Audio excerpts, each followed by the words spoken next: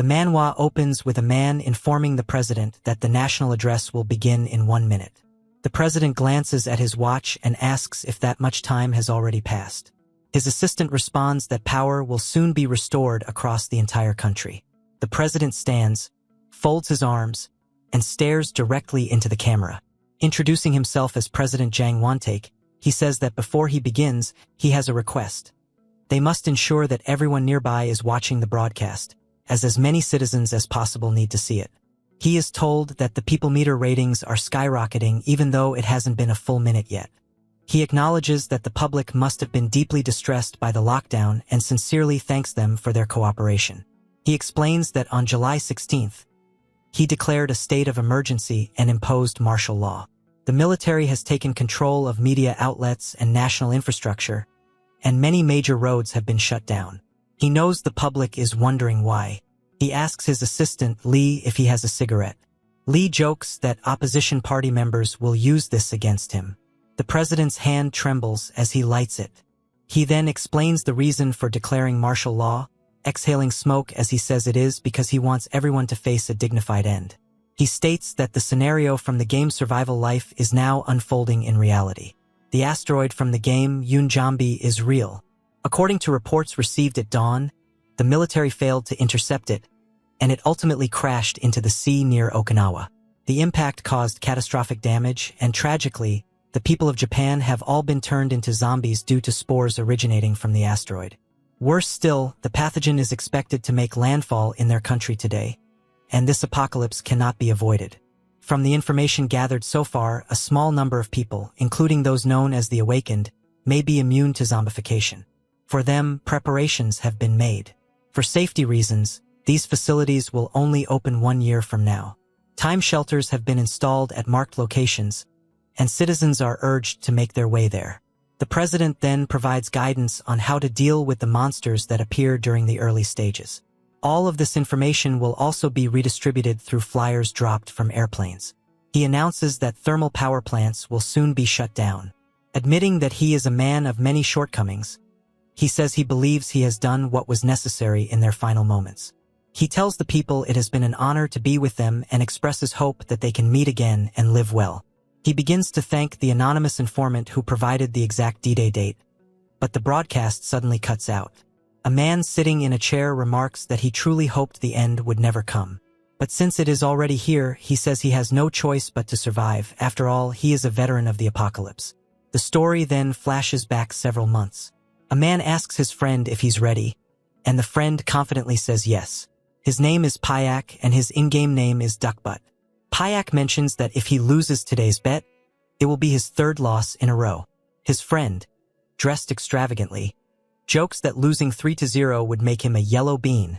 Another equally eccentric player appears, Survivor 1, referred to simply as 1. 1 complains that his kills keep getting stolen because he's trying to brute force everything. He asks another player if he's wrong, saying he's supposed to be Robin Hood, yet he has the role of Kebop over his head. Kebop responds that they're nothing without flashy moves. To also joins in, saying he's ready to rock their enemies. 1 declares that he'll give them a 1-minute head start, and To replies that he hopes 1 won't regret those words. All of this takes place inside the game's survival life. To and Payak charge straight into the horde. The game is revealed to be an apocalyptic survival title that mixes zombies with fantasy monsters. Its extreme difficulty intimidated even hardcore Korean gamers. Yet it shot to the top of the charts upon release. However, the hype quickly faded, and not long afterward, the game was nearly abandoned. After a year, only 4 concurrent players remain. They let Kebop take the final hit, and he thanks them, pulls back his bow, and fires an arrow that blows a hole through the monster's head. This made clear that, despite everything, the game is actually pretty terrible. Once the hunt ends, the bet is over and the group relaxes. One of them asks if there's anything else to play. They respond that, if there were, they wouldn't be standing around making stupid bets. 1 agrees, saying the game is boring but there's nothing else to do. Payak comments that it wouldn't be surprising if the servers shut down today. 1 agrees, but To says he needs excitement and dopamine and might go gamble on Counter-Strike. Kebop says he told them to take things slowly. 1 asks if they want to try another game, but To says his body can't handle it right now, and Payak agrees. Kebop then calls everyone over, saying they need to see something. It's been a long time since anyone spoke in chat. A player named Noob appears, asking if anyone is there. The PC tag next to his name confirms he's a genuine beginner. The game now has 5 concurrent players, and one jokes that the game is booming. Kebop gives Noob the tutorial guide, and Noob thanks them, saying they're really kind and that he'll message them again after finishing the tutorial. 2 hours pass. Noob finally says he can't believe this is just the tutorial and that it's too hard, so he's gonna quit. One grows frustrated, saying players always give up in the end. To points out that the developers keep adding content but never consider lowering the difficulty. Payak agrees, saying he has no idea what the developers are thinking. One announces that he's logging off for the day and wishes everyone a good night. Kebop asks if he'll be back tomorrow. After a brief pause, one answers, "Probably." In that silence, Kebop feels that both To and Payak felt it too. They log out, saying it's time to return to real life and that their journey has come to an end. Kebop says he hoped they would join his stream, but he couldn't let go. Even as other veterans logged in less and less, he stayed behind alone, recording update videos so they could still enjoy the game together. He streamed day and night, waiting for his friends to return. Months passed. Eventually, the tutorial difficulty was drastically lowered, and the early game experience was improved. Alongside the existing zombies and fantasy monsters, new mutated creatures were introduced. Kebop welcomed the massive update, but his friends had already lost interest and never logged in again. In the end, the game was left with only one concurrent player, Kebop. He says the game is hopeless and that he might quit at this rate. Suddenly, someone contacts him, claiming to be from the game's operations team. Before making an announcement, they thank all the users who cherished survival life. Kebop is shocked and wonders if they were just waiting for him to give up. At that moment, a massive monster lets out a terrifying scream. Kebop says he wanted to defeat that monster with his friends before quitting, but it's too late now. He stops the recording and removes all of his gear. After that, he deletes his streaming account, his channel, and everything tied to the more than 5,500 hours he spent playing the game. However, he can't bring himself to throw away the hard drive filled with those memories, so he stuffs it into a storage closet. Only then does Kebop, whose real name is finally revealed as Kong Sunung Ho, truly begin living his life. Known by the nickname the Burnout Chef, he now works at a restaurant selling, fittingly, kimbap. The reason his ID was Kimbop in the first place was simple. He has been running a snack shop for 3 years now, and business is doing quite well. The shop is located on the first floor of the house he inherited after losing his parents during his second year of high school. The place is called Sun Ho's Tasty Snacks. He calls out to customers, announcing that their food is ready. A woman yells back at him, commenting that business seems to be booming today. Her name is Mikiyoung. He's never managed to ask her last name, but she's a local hairdresser and a regular customer, and it's no secret that he finds her extremely pretty. She shows him something on her phone and asks if he's seen it. When he asks what it is, she explains that people are saying if you shout status window, one will appear and that kids have been talking about it nonstop. She says she tried it earlier, but nothing happened. He laughs, telling her there's no way something like that could actually work and teasing her for being too gullible. Later that night, he stretches out his hand and shouts, "Status window." First, nothing happens. He mutters that he knew it was too good to be true, until lightning suddenly surges and the window appears. Startled, he blurts out that it scared the hell out of him. Looking closer, he notices that he has no level or points, but his stats are visible, and his trait is listed as Open Private Portal. He feels like he's seen this before. Soon, he realizes it's the status window from Survival Life, though it's slightly different. The game never had a trade system, and he comments that this one seems pretty lame. Still, he decides to test it. When he opens the portal, it materializes right in front of him. He remarks that it's incredible and looks exactly like the labyrinth gate from the game. He wonders if this could really be the game system, but quickly dismisses the idea. If it were real, there would at least be news articles about Yoonjambi. Curious, he looks it up, and freezes when he finds that there actually is one. He starts panicking, telling himself the name could just be a coincidence, and that it's too early to jump to conclusions. But what if it's real? If so, there should be some kind of proof beyond just his portal. He forces himself to stop, realizing it's too dangerous to go in without a plan. After reconsidering, he takes a ladle and sticks it through the bottom of the portal to test what's on the other side. When he pulls it back and sees dirt, he concludes that the destination isn't a labyrinth at least. It could simply be some kind of warp to another place on Earth. He makes preparations and decides it's time to enter. Wearing a backpack filled with supplies, he steps through. On the other side, he's greeted by a breathtaking landscape and wonders if it's real. The weather feels cold, and with no phone signal, he assumes this must be a remote location that's difficult for people to reach. He pulls out a marker and begins drawing symbols on trees. Since there's no way to confirm where he is, he reasons that finding proof is the most important thing, and marking his path will help him return. As he ventures deeper into the forest, he complains about how massive it is and hopes anything will appear. Suddenly, a pair of eyes watches him from the trees. Something leaps past him, startling him badly. Turns out to be a valley deer. He recognizes the name immediately, and combined with the system window appearing, he realizes this place isn't Earth. The deer stares at him for a moment before running away. He admits the intensity of its gaze scared him, but it doesn't seem aggressive. Still, he hasn't found concrete proof of the apocalypse yet. If it had been stone monkeys or humped boars, it would be a different story, since valley deer never appeared in the game.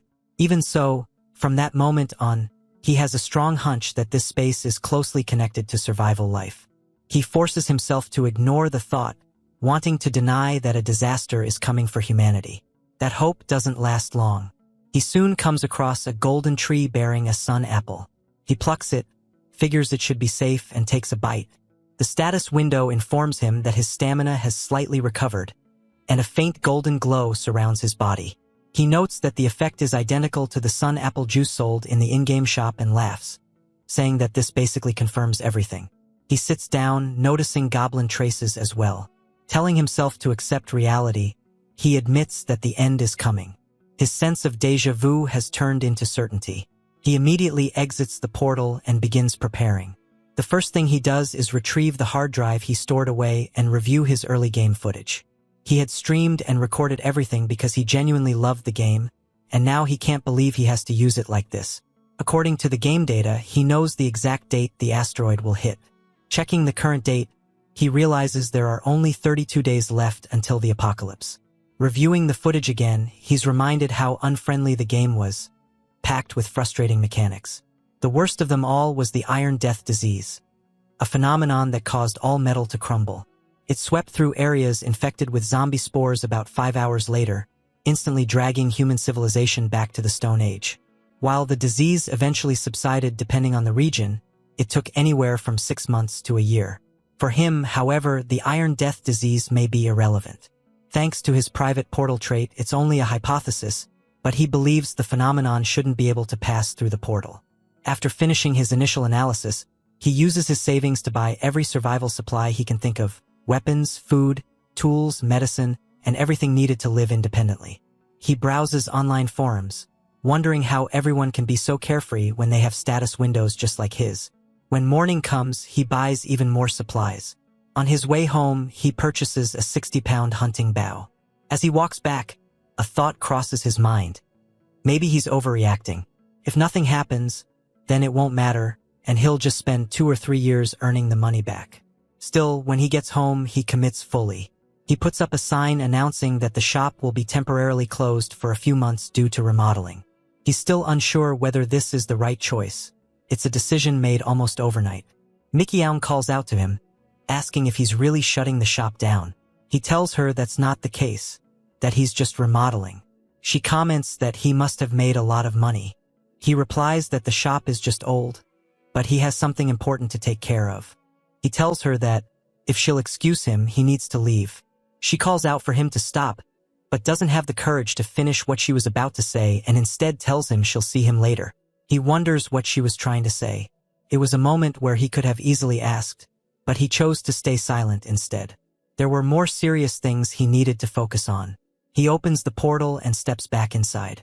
He explains that his gameplay style has always been that of a planner, someone who carefully creates detailed strategies to overcome challenges. That's why, even among veterans, he lacked physical skill. The reason for this is simple. In the game, Stats aren't gained by leveling up, but through the results of hunting and exploration. He sets up a target and draws back the bowstring, wondering if it will really work. He realizes that drawing the bow is much easier than he expected. He's watching a YouTube tutorial on how to use a bow, listening closely as the instructor explains. He readies himself, recalling how it felt to shoot back in the game, and releases his first arrow, hitting the target. He's shocked, wondering if he might have been Legolas in a past life because he can't believe he hit it on his first try. However, he quickly realizes he can only draw the string about 5 times at most before it starts tearing into his hands. Starting today, he decides he's going to go all in on strength training. After finishing the basic preparations, he moves on to the next stage. There are 2 things he needs to take care of. First, he needs to find out whether he can hunt monsters in his current state. Second, he needs to build a hideout where he can store his supplies. Of course, until the weapons and supplies he ordered arrive, he has no intention of doing anything reckless, like trying to overtake a nest or anything similar. He gets another sun apple and reminds himself that preparing for every possible situation is the reason he was able to remain a veteran in the game. He heads back to one of the markers and looks around, saying he's sure it was nearby. After some searching, he finds it and makes his way back to the goblin droppings. The reason he deliberately searched for goblin dung is simple. Goblins are monsters that normally live in groups, so finding a single pile is abnormal. The fact that it contains only seeds suggests the goblin hasn't been eating properly.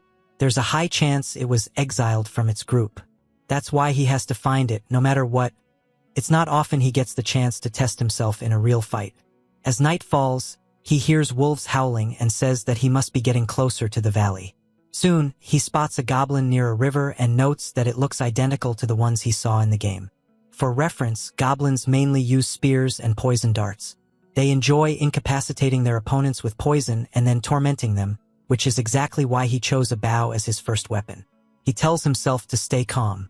It's an old goblin, and because it was exiled, it might not be carrying a spear or poison dart. His hands begin to tremble, but he tells himself that if he stays calm, he can hunt it. He fires the arrow. The goblin hears the shot, turns, and blocks the attack with its arm, letting out a scream. He says he was aiming for the head, but he's relieved he managed to hit it at all. He knows he should press the advantage, but the goblin throws a rock that knocks the bow out of his hands. He says the goblin must be a seasoned veteran as well. He draws his blade, and the goblin pulls out its own crude knife. They charge at each other. Their blades clash. Sunung-ho pulls back before thrusting forward toward the goblin's head. The goblin ducks under the attack and counters, striking him in the leg.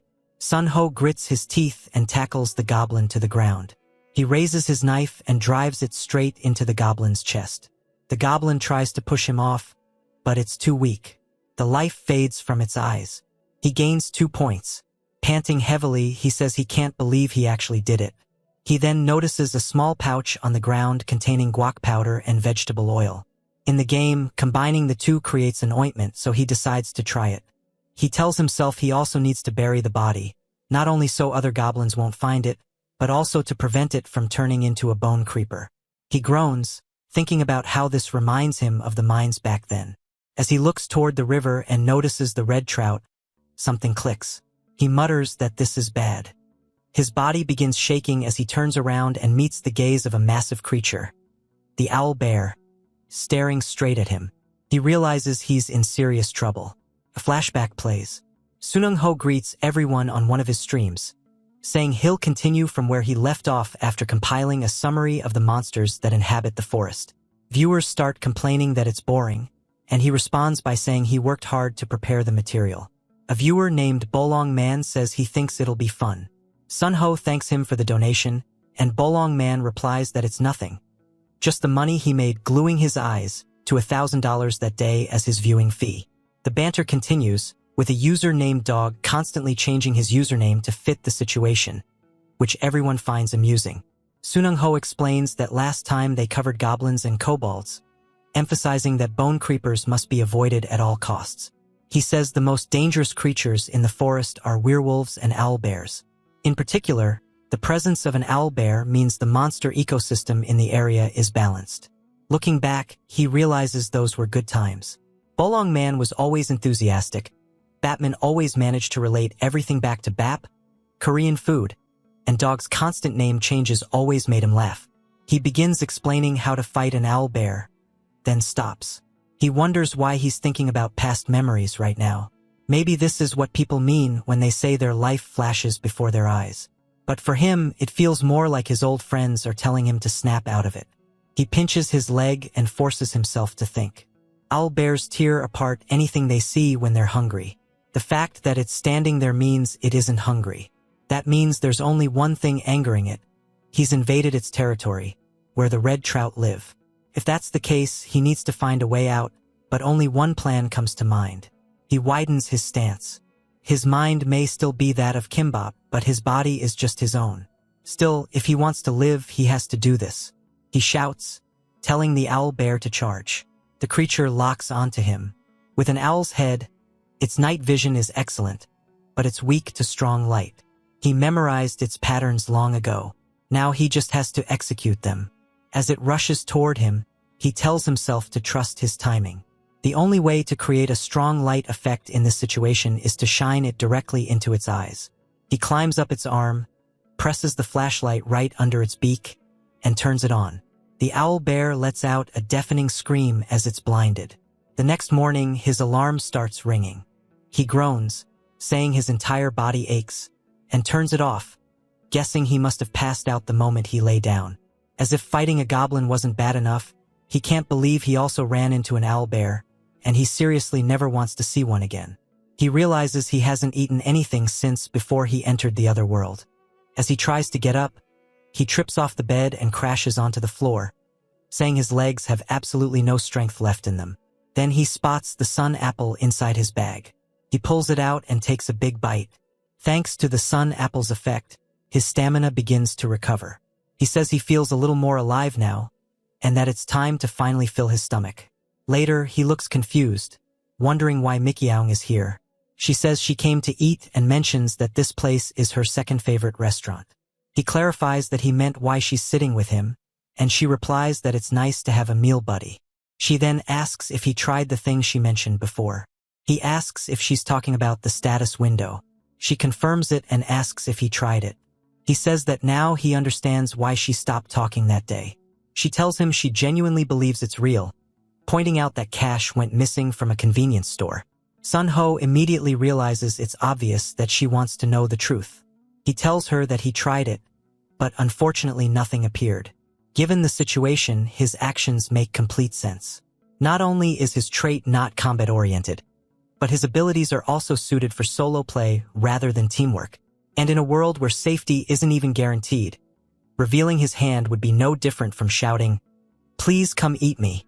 Still, the fact that Mikiaung keeps asking about awakening suggests she may have experienced something herself.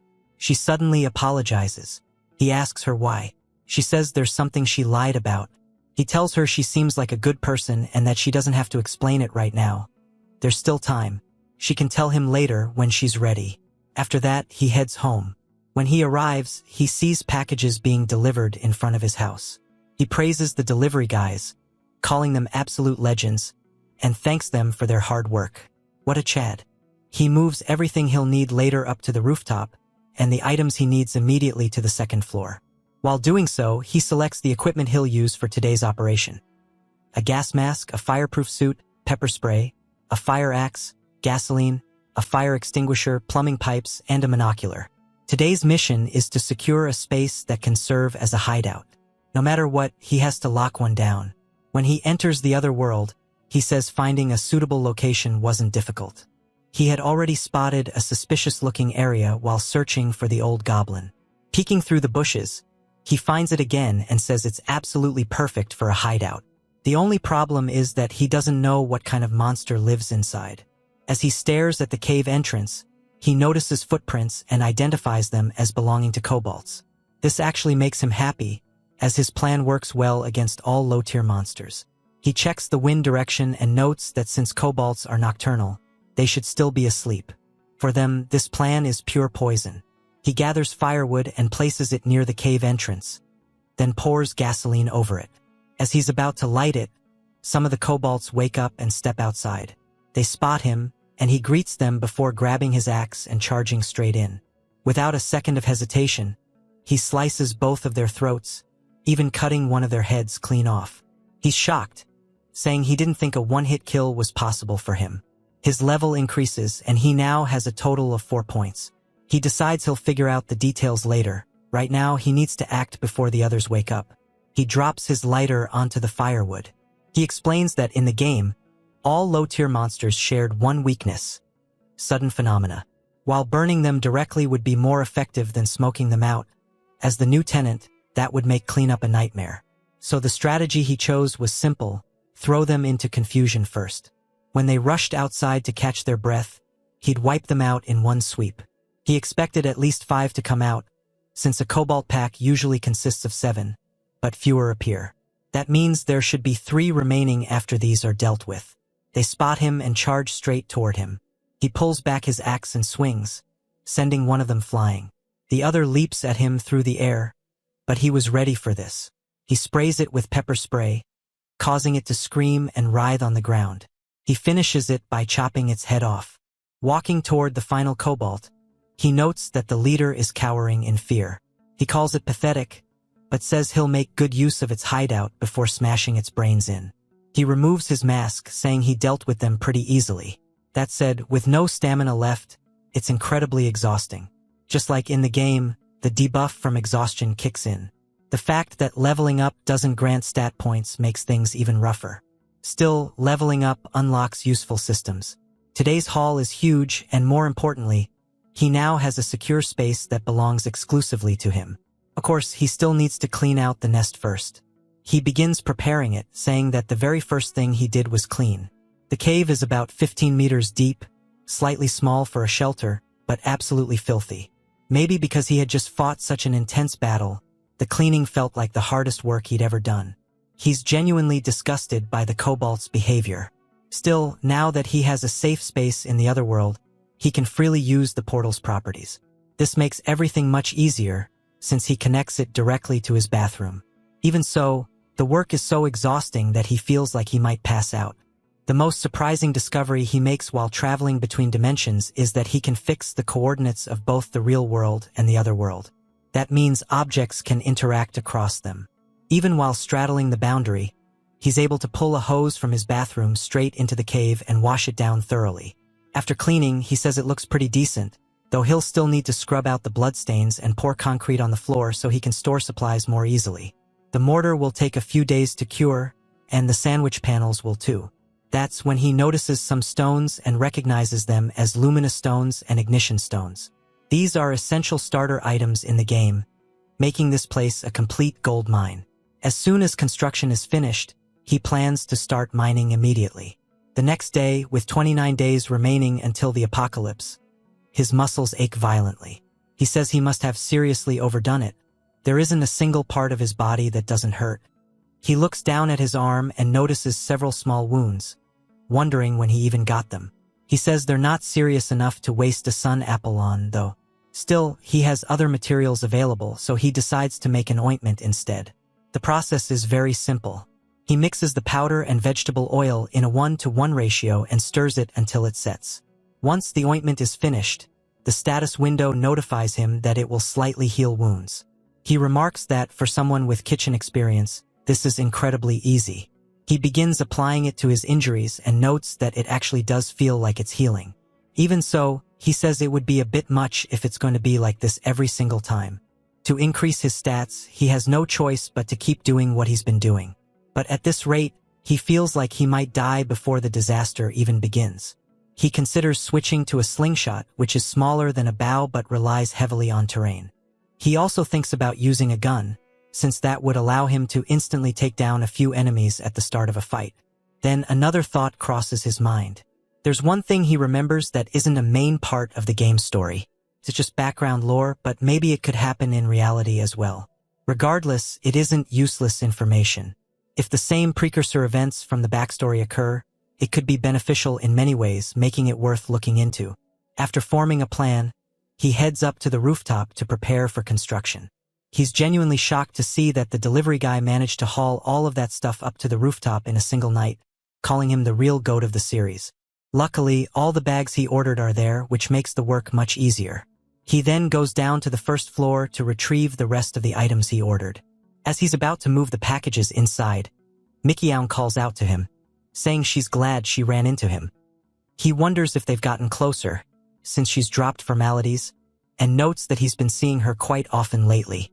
She says she's been stopping by every day to eat tekkbokki. He laughs and apologizes, explaining that he's been busy lately with remodeling the shop. She says he definitely looks like it. When he asks what she means, she explains that he used to come in for a haircut every 3 months. He looks at his hair and realizes it's grown long enough that he's had to tie it up.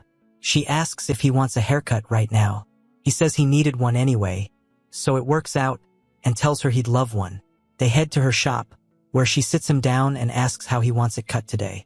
He tells her to shave it all off. She asks why, and he replies that he wants a fresh start. She says that if that's the case, she'll make it look as good as possible, adding that his shoulders seem broader too. He says he started working out recently and guesses it's starting to show. She then mentions that she heard something, that the status window is connected to survival life. He says that's interesting. She adds that awakeners are supposedly people who have played the game at least once. He asks if that's really true and where she heard it from, but before she can answer, the bell rings as someone enters the shop. It's a man with a snake tattoo on his arm named INH. She asks why he's here at this hour, and he says he came to share more intel. Sunho recalls having fought this guy in real life before because he was extremely loud, and he wonders if this pushy bastard is really her source. INH tells her that someone seems to be trying to monopolize information, deleting all his videos and disappearing. She asks if he's serious. Sunho says that sounds familiar. INH adds that his group is currently trying to figure out where the guy lives. She points out that this sounds illegal, while Sunho continues wondering who they're talking about. INH says they're not in a position to be picky, and that catching that Kimbap son of a bitch and forcing him to share information would be for the public good. She insists that it's still too much. Sunho realizes that from the very beginning, they've been actively hunting him down. INH suddenly grabs her hand and tells her she needs to join their team. She tells him not yet. Sunho says this is ridiculous. He deleted everything because he was disillusioned, not because he wanted to monopolize information. He didn't even have time to think about that. INH yanks the scissors out of her hand and grabs her by the shoulder, calling her frustrating and saying it's just like playing the game. Sunung-ho calls him disgusting for acting like he knows everything. INH snaps back that if that bastard had just uploaded his information, none of this would have been necessary. Sunho wonders why INH is talking as if he's already caught him. INH tells her once again that he can't wait much longer. Sunho wonders if the community really is flooded with bad rumors about him, and if that's the case, maybe he should be the one to explain the information himself. INH tells her to make a decision. Sunho steps in, saying he doesn't know what INH is talking about, but they can talk about it later. INH demands to know who he thinks he is. Sunho gets right in his face and tells him to leave while he's still being polite, unless he wants to be humiliated again like last time. INH falters, clearly intimidated, and says it looks like today just isn't his day. He leaves. Mikiang tells him goodbye and lets out a sigh of relief once he's gone. Sunung-ho suggests they exchange numbers just in case, since that guy is bad news. Back at home, he sets construction aside for the moment. After shaving, he turns on his computer and looks himself up on the forum. He finds that people are desperately trying to identify him in real life, even going as far as sending death threats. The person who leaked the important intel early is also receiving hate, but he notices an ID that looks like the one belonging to the guy who was talking to Mikiang. Sunho calls him insane, wondering if he really went through the trouble of making a verified account just to post this stuff. The posts are filled with curses directed at him, and there are even claims that he's trying to seduce Mikiang. Disgusted, Sunho calls him scum and shuts off the computer. He isn't mentally broken, he's simply sick of people. Strangely, his thoughts feel clearer than before. He opens the portal and spends the next 2 days completely immersed in working on the hideout. He mines stone with a pickaxe to blow off steam, mixes mortar with water, and spreads it evenly across the floor. Once the work is finished, he steps outside to let the mortar dry. As he watches the moon rise, a thought comes to him. An eye for an eye, injustice for injustice. He's not a hero, and he doesn't need a grand mission. In the end, all he needs to do is survive. The moment he turns around after making that resolution, he hears a familiar sound. He turns back, hoping he's mistaken. It's a bone creeper. He curses, unable to believe the son of a bitch showed up now, especially when his mood is already absolute trash. The creature's jaw begins clattering louder and louder until there's a massive explosion. After the blast, Sunho is lying on the ground. His hand twitches as he suddenly jolts awake, confused about what happened. Then he remembers the bone creeper exploded. But the question remains, how did he survive? So he replays everything in his head. When he confirmed the bone creeper's appearance, it was already on the verge of exploding. He barely managed to create distance, and that's probably the only reason he's still alive, but he didn't come out unscathed. When he looks at his arms and shoulders, he sees bone fragments embedded all over them.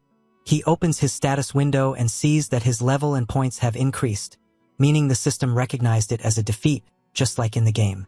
As he stares at his stats, his vision blurs for a moment, and he mutters that this isn't good. He immediately opens the portal and heads home, starting treatment right away. He pulls out the bone fragments and applies the ointment. After that, he quickly wraps himself in bandages, but the moment he finishes, he collapses onto the couch and passes out completely. He wakes up to sunlight and groans, saying that at this rate he's going to die early. He realizes he should have checked whether the first aid actually worked before falling asleep. When he checks his status window, he sees that his stats have increased, though they're still lower than his usual baseline. Still, it looks like the treatment worked, which is a relief. He then wonders where the bone creeper suddenly came from. The forest is massive, so something appearing out of nowhere isn't that strange, but he figures this means he should raise his perception stat, which improves detection abilities. In the game, there were two ways to increase stats. The first was repeatedly performing certain actions to gain experience. The second was obtaining stat-boosting items. However, the game was extremely hardcore. To obtain items with stats, you had to defeat monsters stronger than yourself or monsters tied to special events. And even then, it was pure RNG. When he farmed the same monsters repeatedly, he almost never got what he wanted. He recalls that once, after defeating a high-tier monster, he obtained a skill called Wild Instinct. But of course, it didn't suit him at all. Regardless, what matters now is figuring out how to obtain items in his current situation. To do that, he decides to revisit the background story he remembered earlier. The background story details various phenomena that occurred before the meteor fell. In other words, if things go well, there's a chance to acquire powerful items before the apocalypse even begins. Of course, that only applies if those phenomena actually occur in reality, and if strong monsters appear as well. He checks the history and carefully rereads the background story. After going through it thoroughly, he learns that a total of 3 precursor events are supposed to occur. The last one involves a Russian ship, and before that comes the hobgoblins. There's barely any information on the hobgoblin event, but the very first phenomenon involves discovering an orc's corpse on a mountain. He calculates the timing. If he wants to arrive in time, and since it happens on the afternoon of the 26th, he'll need to get there on the morning of the 25th. He sits up abruptly, saying he needs to prepare immediately. At that moment, Mikyaung calls him. He wonders why she's calling at this hour. They meet at a cafe where she asks if he's okay. He asks why she's worried. She says it's because of his expression, and also because he's wearing long sleeves and pants. He replies that he just isn't bothered much by the heat, but admits it's scary how sharp she is, joking that a woman's intuition is terrifying. She asks if it might be because his haircut was interrupted.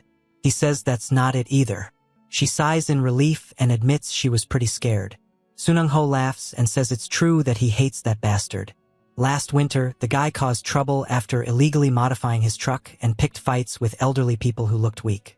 He calls him a complete asshole. She's shocked and says she had no idea he was that kind of person. Sun-ho explains that she wouldn't know, since it always happened early in the morning. Then he asks her to get to the point. Why did she call him? She says that if it's okay, she needs his ear for a moment. Leaning in, she whispers that she's an awakened. He wonders why she's telling him this and decides to play along, saying he's jealous since he hasn't awakened yet. She apologizes, saying she felt bad about lying. He tells her it's fine, that he never misunderstood her because he knows what kind of person she is. He says he's glad she's been consistently sharing information and talking to him.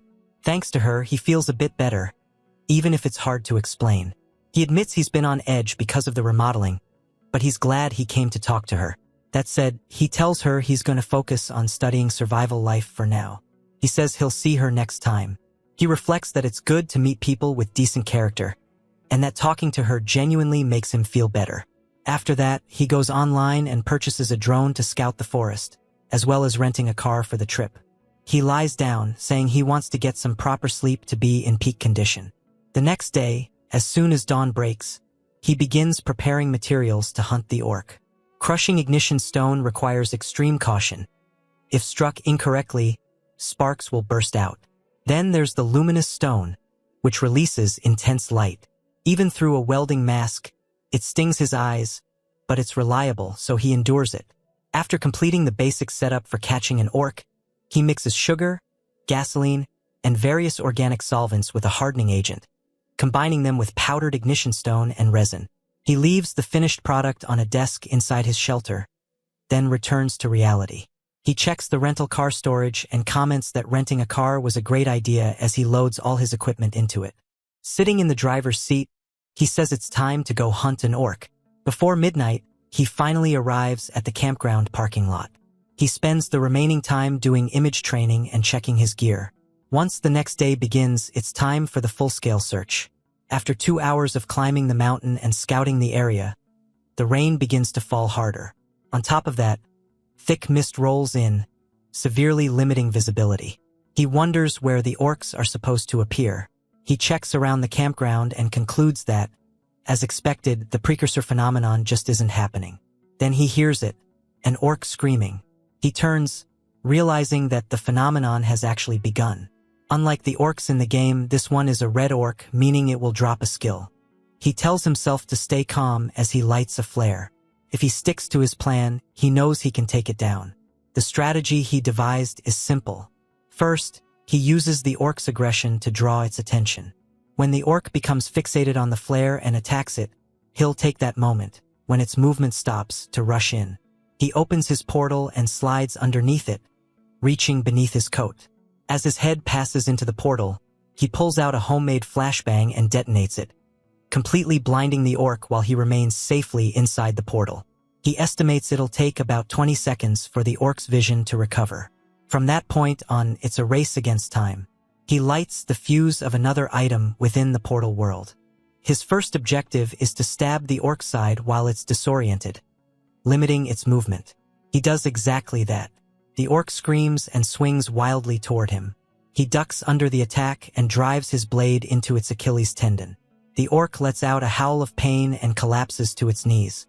Once the orc is at eye level, it's time for the final step. He reaches into the portal and pulls out the fuse he lit earlier, saying that he needs to shove this straight into its mouth. As he does, there's a massive explosion, and he's blasted backward. He says that even an orc shouldn't be able to survive that, but it slams into him anyway, sending him rolling across the ground. He can't believe he let his guard down like an idiot. He looks up and sees the orc engulfed in flames, but his vision starts to blur. He wonders if this is how he's going to die. Then he hears the level up sound. His level jumps by 3, he gains 10 points, and acquires the skill Will to Survive.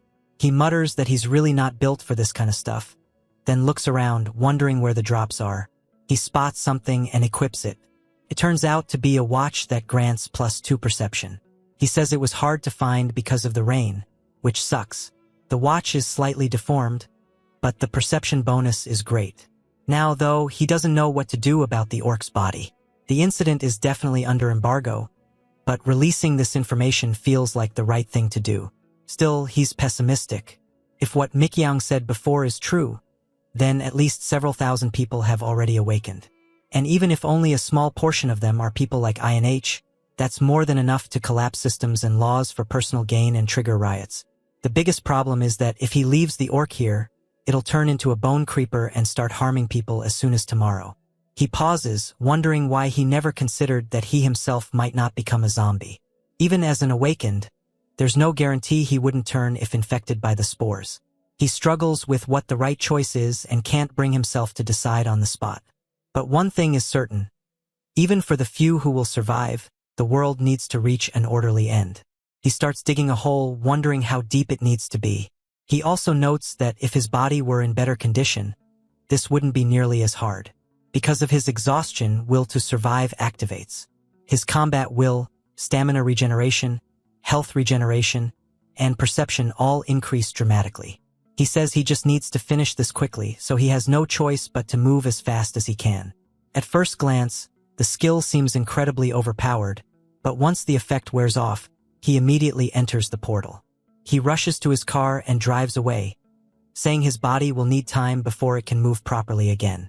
When he finally makes it home, he looks up at the sky and hopes everything worked out. According to the plan, he should have already started building the defensive line, but at least the remnants of the orc have been erased. By now, it's too late to start anything else today. He wonders if he should check the community and take a look at the items he got earlier. He opens a box and finds a large assortment of weapons and tools, getting excited. Of course, in reality, he can only use them as something like an improvised Indian war club for now, but since they're usable, it's not bad. However, he notices that a few items are missing and wonders what happened. Digging further into the box, he finds a note explaining that they couldn't make it through customs. There's a knock at the door. He assumes it's another delivery and tells them to just leave it there. The knocking continues and he wonders why they're still knocking. He asks if they didn't hear him and opens the door, only to find Mikiaung standing there. She apologizes and says it's been a while since they last met, and she wanted to talk to him today. If it's okay with him, she also brought some food so they could eat together. A little later, she's about to sit down, and he says he can't believe she's actually in his house. While it feels unbelievable, he wonders if this could count as them getting closer. She tells him to hurry up and eat, and he replies, "Of course," before asking what she wanted to talk about. She says that since he mentioned he was studying the game last time, she thought they could share information. He thinks to himself that the apocalypse is right around the corner, so it's strange he even considered this as getting closer, but still, sharing information with her is the right thing to do. In an apocalypse, you need good people. After they finish eating, she says she'll quickly take out the trash, and he says he'll get a few things ready. While she's gone, he brings out his laptop and deletes his search history. There's no better way to share information while hiding the fact that he's an awakened than through the community. He starts with a detailed explanation of the disease. He tells her that moving in groups of 6 or more increases the chance of being detected by zombies and monsters, and that perception stats are critical for survival. She asks if that means perception is the most important stat compared to the others. He says that's right, after all, it's a survival game. He then tells her he'll show her what he found next. She mentions that, just like he said, it looks like INH was right and Kimbap is receiving a lot of hate. He says he can see that too. She asks why he thinks Kimbap isn't sharing information. Sunho says he's not sure, since he's never played the game, and asks what she thinks. She replies that she honestly understands it. Everyone has their own reasons and circumstances that make sense to them. She brings up INH again and says she turned down his offer. Sunho asks why. She hands him her phone, and he hears a recording of them discussing kidnapping her. Sunung-ho gets furious and says that when a real catastrophe hits and the rule of law collapses, many people will reveal their true nature, which means she can't trust anyone. She asks what about him, then says she wants to form a party with him. He's left speechless and admits that he can't respond easily. One of his goals is to reach level 10 before the tutorial ends and unlock the shop, and that's where the problem lies. The game's system scales monster tiers based on level, meaning that if she traveled with him, she'd almost certainly die a meaningless death. He tells her he appreciates the offer, but says he might turn into a zombie. She replies that she thinks it would still be fine. To prove it, she teleports across the house. She explains that her trait is called Blink, and she'll dodge before he ever tries to bite her. He tells her that's not something she should show other people. She says she showed him because it's him, and also as a sign of trust. Even if they can't be a party, she wants them to cooperate, at least as long as they both survive without turning into zombies. Back in the other world, Sunung-ho says building the fence wasn't difficult. First, he drives the support posts into the ground. Then he wraps the barbed wire around them once or twice and secures it tightly. After that, he installs infrared sensors in several spots. Once everything is done, he says it looks pretty cool and deserves at least more than 1 point in the handiwork skill. Now that the mortar work is finished and the defensive line is complete, it's time to move the packages inside. He finishes moving everything and says that once he divides the interior using sandwich panels, the internal setup will be nearly complete. He suddenly lets out a nasty sneeze. "Blow your damn nose," and remarks that, as expected, this world is cold. Feels like late autumn. Since he'll soon have to sleep here, he needs to prepare for that too. While he's at it, instead of using blackout curtains at the entrance, he should build a proper door. He laughs at himself, saying it feels like his to-do list just keeps getting longer. He stopped by a nearby carpentry workshop to request custom work and purchase various items. On his way back, he walked for 5 hours as part of his pre-disease checklist, identifying locations he would need to loot later. He mentally made a list saying that after the hardware store, he would go to the pharmacy and then the motorcycle shop. Someone suddenly called out to him, and Sun Ho recognized the voice, calling the man Hun Jun. He is a gym owner, divorced, with a young daughter, and his nickname is Protein Master. Sun Ho asks if something is wrong, saying Hun Jun looks terrible. Hun Jun replies that he has a lot going on, then asks Sun Ho if he started working out again. He says it looks like the muscle memory Sun Ho built before is coming back. Sun Ho says he's been using his body a lot recently because of the remodeling and asks what's going on with him. Hun Jun says he thinks the world is actually ending. Sun Ho asks if he heard that too, and Hun Jun says yes, explaining that one of his gym members told him about status windows and zombies and asked if he believed it. Sun Ho says he's not sure. Hun Jun says he didn't believe it at first either, but then the guy told him to watch closely and started levitating. Sunung Ho asks if it's really real, and Hun Jun says he saw it with his own eyes. That was 100% a superpower. Sunung Ho says he hasn't awakened yet, and Hun Jun says neither has he. Hun Jun then says the guy told him he was heading to a broadcasting station to hit it big. Sunung Ho asks how his train of thought jumped to that. Hun Jun says he has no idea, but the guy already has a meeting scheduled.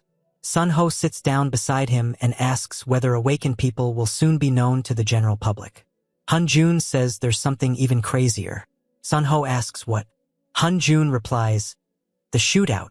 Sun Ho asks what he means by a shootout. Hun Jun asks if Sun Ho really didn't watch the news that morning. Sun Ho says he was busy. Hun Jun says that makes sense and tells him to check the board. Turns out someone reported witnessing a shootout, but afterward the media was completely controlled and everything related to it was deleted. Sun Ho says that's insane. Hun Jun says he personally watched the news being deleted in real time. Sun Ho asks where the follow-up reporting is. Hun Jun says the news claimed it was a shooting incident caused by a deserter. But who knows? It's not something that would normally warrant breaking news, yet the entire area is sealed off by the military and police, meaning something is being hidden. Sun Ho suddenly stands up, saying he just remembered something he needs to do and that he'll visit next time. Hun Jun tells him that if he wants to hear the rest, he should bring protein powder next time. After returning home, Sun Ho spends a long time organizing his thoughts. The shootout happened the day after the orc incident ended, and the perfectly coordinated media response means the government already knew. But how? Hardly anyone should know the exact timing of the first event. He buried the orc in the other dimension because he wanted a controlled apocalypse. Yet now a shootout happened out of nowhere. It might be excessive speculation, but what if someone shared information with the government early and planned to act starting with the first event? And what if that person, unlike him, didn't have an offensive trait and therefore didn't step onto the front line? He can't be sure who it is, but what he knows for certain is that someone is controlling things behind the government. Sun Ho narrows it down to the game's creator and 3 veteran players. He doesn't need to think about it much. He rules out the creator, though he doesn't know how they could have done it. Still, the fact that the game is becoming reality means the ones who built the world and the system are the most likely villains. Besides, if the creator were backed by the government, they would never have allowed him to kill an orc. For now, the 3 veterans he played with are the most likely suspects. He wonders if it's survivor number 1. If his theory is correct, then he doesn't need to share information with the government himself. He says that people act differently in games than in real life, so he doesn't know if the real survivor 1 would be the same person he knew, but he does miss his friends. He decides to trust them for now. And it's not like sharing information would stop a catastrophe anyway. 2 days later, he now has real bunker doors installed and a large stockpile of food prepared. He's built a food storage area and an armory and is now waiting for the generator. For Phase 2, He plans to install steel logistics trays and drill through the wall with a hammer drill. However, there's far less space than he expected. The basement waterproofing is finished since he worked on it gradually, but until it fully cures, he can't store anything down there. He'll need to figure out the rest during Phase 2 construction. There's still something important left to do. He launches the drone and says he knew the area was big, but this is basically Amazon-level scale. Drones are overpowered, there's no risk of being ambushed while exploring, real-time mapping is easy, and it's honestly GOAT. After admiring it for a moment, he sets the shelter as the center point and begins full-scale terrain exploration. He learns there are perpetual snowfields in the northwest and an ocean to the south. The ocean has no monsters and plenty of prey, so he should go there and set up fish traps. After finishing the terrain scouting, he examines the valley to study the ecosystems around the shelter. Thankfully, there are no more owl bears. He spots the place where he originally encountered the owl bear, but the corpse is gone. He wonders if the owl bear ate it, since the bone creeper he saw wasn't the goblin. Based on the footprints, it's too early to draw conclusions. Some of them are goblin tracks, which makes the situation suspicious. The distance between the valley and the shelter is about 1.5 kilometers, which might mean the shelter is more dangerous than he thought. Concluding that goblins are nearby, he presses the Return to Home button, since he can't afford to lose his golden treasure. After the return flight, he spreads out the map and marks where the animals are. He says this is a rough map of the area around his base. Now he needs to check each area himself, since that's the only way to get detailed information. Starting with the swamp, he plans to see whether farming is possible. His phone suddenly starts ringing, and he recognizes it as the infrared detectors outside. He says, "Speak of the devil." Looking at a cluster of goblin tracks, he says they have no manners. It doesn't look like a full group, probably 6 to 8 out hunting. They came straight to him on foot. He wonders if his increased perception stat is the reason, since every sound feels louder than usual and he was able to detect them while hiding. They appear to be fighting over food, and there's a leader among them. Sunho says this is the perfect ambush angle. He draws his bow and fires his first shot, hitting the leader directly in the forehead and killing it instantly. The remaining goblins panic and begin screaming. Amid the confusion, Sunho takes the opportunity to fire again, killing another one. The rest turn and charge toward the direction the arrow came from. As they get close to the bushes, he readies his fire axe and swings, cutting one of their throats and killing it. Leaving the axe lodged in its neck, he draws his blade and quickly finishes off another one. He then pulls out a machete, and seeing that there are 4 left, he asks them what they plan to do. They fire poison darts, but the darts bounce off his armor. He remarks that they're being rude when someone is talking. 3 of them rush him but don't attack. Instead, they surround him. He realizes that melee must be their last resort since the poison didn't work, and that's perfect for him. He reaches into his pocket and throws something onto the ground. A blinding light flashes, causing all of them to drop to their knees, coughing and spitting. He says the status effect landed properly. Now it's time to finish it. In an instant, he cuts off all 4 of their heads with lightning speed. He levels up to level 4 and gains 16 points. He says he only attempted it because they were weakened by confusion, but he's still surprised that it worked. A little later, Sunung-ho comments that this is exhausting, but he finds it amusing that his will to survive skill didn't activate during combat, but instead while he was digging. He notes how absurdly efficient the skill actually is. Even so, the activation wasn't wasted. Unlike with the orc, his health only dropped slightly, and he was able to confirm that the recoil isn't severe. He finishes burying all the corpses and says he should check his loot and find some fruit to restore his health. He notes that he's never seen it before it was ground into powder. Judging by the amount of vegetable oil present, there might be a nearby location where it can be harvested. He decides to check the boss's pouch and is shocked by what he finds: a toad. He wonders why it would be carrying a living one instead of a dead one. He sniffs it and says he can tell from the smell of the green liquid oozing from it that this is the paralysis poison goblins use. He says he absolutely has to raise it. More than anything, it's cute. And being able to extract paralysis poison means he'll have chances to raise his poison resistance, while also making hunting easier. He names it Jadok and tells it he'll give it plenty of food. A status window appears, stating that he has named the toad. Due to its sleeping state, He has forcibly succeeded in empathizing with it, and it is now considered his property. He says this is insane because he doesn't remember anything like this existing in the game. He suggests it might be a hidden gimmick added because this is reality now, like his portal gate. Maybe there was an update during the week he wasn't logged in. But that doesn't make sense because who would update the game right before shutting down the servers? He tells himself to stop thinking about it for now and continue exploring. He moves back and forth through the gate, reorganizing, until he finally heads out to explore the surroundings. He discovers a spring that the drone couldn't detect and says it's really beautiful. He scoops up some water with a ladle, saying he was worried, but it turns out to be normal water. This solves the problem of finding drinking water nearby, meaning he doesn't need to rely on the swamp. Just as he expected, there are other items as well, vegetable oil and the fruit he found earlier. He gathers all the fruit and harvests an appropriate amount of vegetable oil, but deliberately leaves a good portion behind. He places markers everywhere so he won't forget the route to this location, then heads back. The next day, we hear him cheering Jadok on, telling it to open its mouth as he feeds it. Jadok munches happily, and Sunho says he's decided to raise it on the second floor for now. Toads live best in environments between 18 and 25 degrees Celsius, and if he left it in the hideout without proper heating, it would probably die.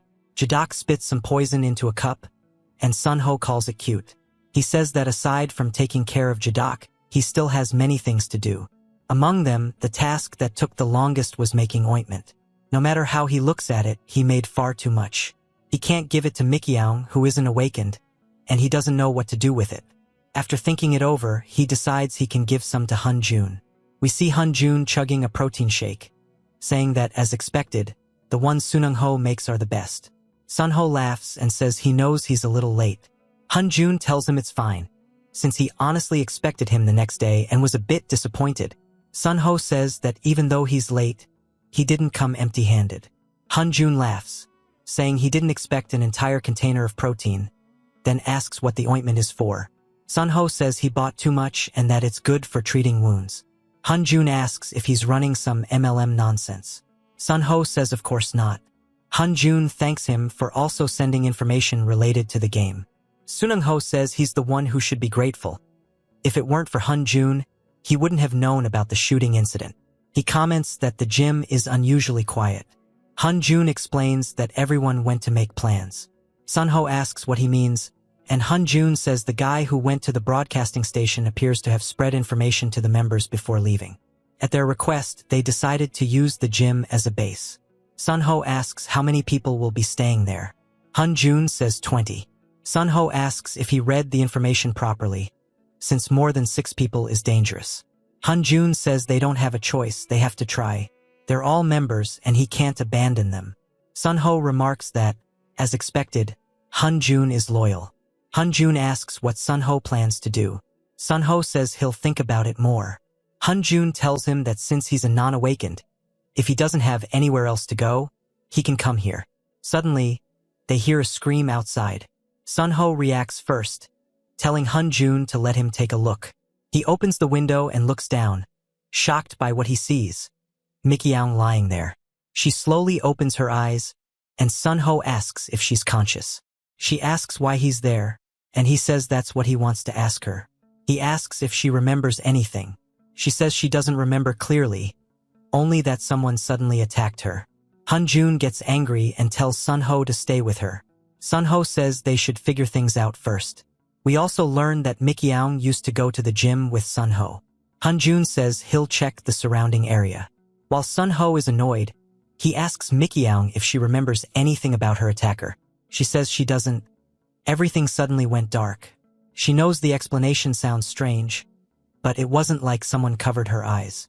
It just went dark. Sunho gets frustrated and asks if they already started moving. He tells her that if anything like this happens again, she needs to use Blink immediately. She asks if he knows something. He tells her she must use it. He'll also send her self-defense equipment and tells her to make sure she carries it. From now on, she needs to be extremely careful. Sunho explains that for a long time there was a famous meme saying that if 5 people gather, one of them is trash. That's because trolls exist everywhere, especially in games where there's no interface beyond patch notes. In those environments, it was even worse. Trolls would join teams while pretending to be normal users, then lure parties into monster-infested areas and wipe them out. They would approach newbies while acting kind, then kill them and steal their items. They also committed various strange actions, such as deliberately creating conflicts between parties to make them fight each other. When you combine the number of trolls with how unpopular the game already was, they played a major role in causing it to completely fail. Of course, one of the reasons the number of users dropped to 4 was because the remaining players severely disciplined the few trolls left. If it seems sudden that he's explaining all this, it's because now is the perfect time for trolls to run rampant. He's explaining this to someone while summarizing the information he's gathered so far. After the shootout, the Awakener communities became integrated. They weren't just sharing information anymore, they were also plotting schemes. There were even people selling his videos. He recognizes one of them immediately, saying that bastard was definitely a troll named Dao Jason. The guy claims he's selling footage of Sunho carrying him, but Sunho says he never carried anyone. He thinks the guy is probably baiting people using spliced footage, though he admits it's oddly impressive. He wonders how someone even comes up with this kind of nonsense. He concludes that the only way to fight back against people like that is to increase his training time. For 13 days, whenever he had free time, he consistently studied weapon usage and real combat techniques on YouTube. Up to this point, however, everything he's dealt with has focused on fighting monsters, including defending the hideout. Many weapons and strategies didn't account for the disease at all. Starting today, he decides to choose a main weapon that can still be used if the disease spreads, something suitable for both anti-personnel combat and monster extermination. He begins sorting through all his equipment and realizes that when all conditions are considered, there are almost no weapons he can realistically use. He decides to test the slingshot first, since it has high utility in many situations. He aims at a target and fires, but the projectile simply bounces off the side. He notes that the beads lack serious power. Eventually, the only option left is the Indian War Club. Once the disease is taken into account, the logic becomes simple. The easiest way to deal with zombies is to crush the spores lodged inside the skull using a blunt weapon. The first item he plans to buy from the level 10 shop is a blunt weapon called the Ebonywood Club, so he needs to raise his proficiency. However, he's unsure whether it's effective against people as well. The situation feels too ambiguous. If he encounters a psychic awakener, he wouldn't even be able to lift a finger. Still, he won't hesitate because in survival life, killing a human granted 50 points. He closes his eyes and begins imagery training. He recalls the murderer system, where players registered as murderers were forced into death matches with nearby users. While this system prevented rampant abuse, there were still plenty of people who killed others for points, even if it came with demerits. He tells himself that people like that deserve zero mercy. He snaps out of it, panting as he stares at the training dummy.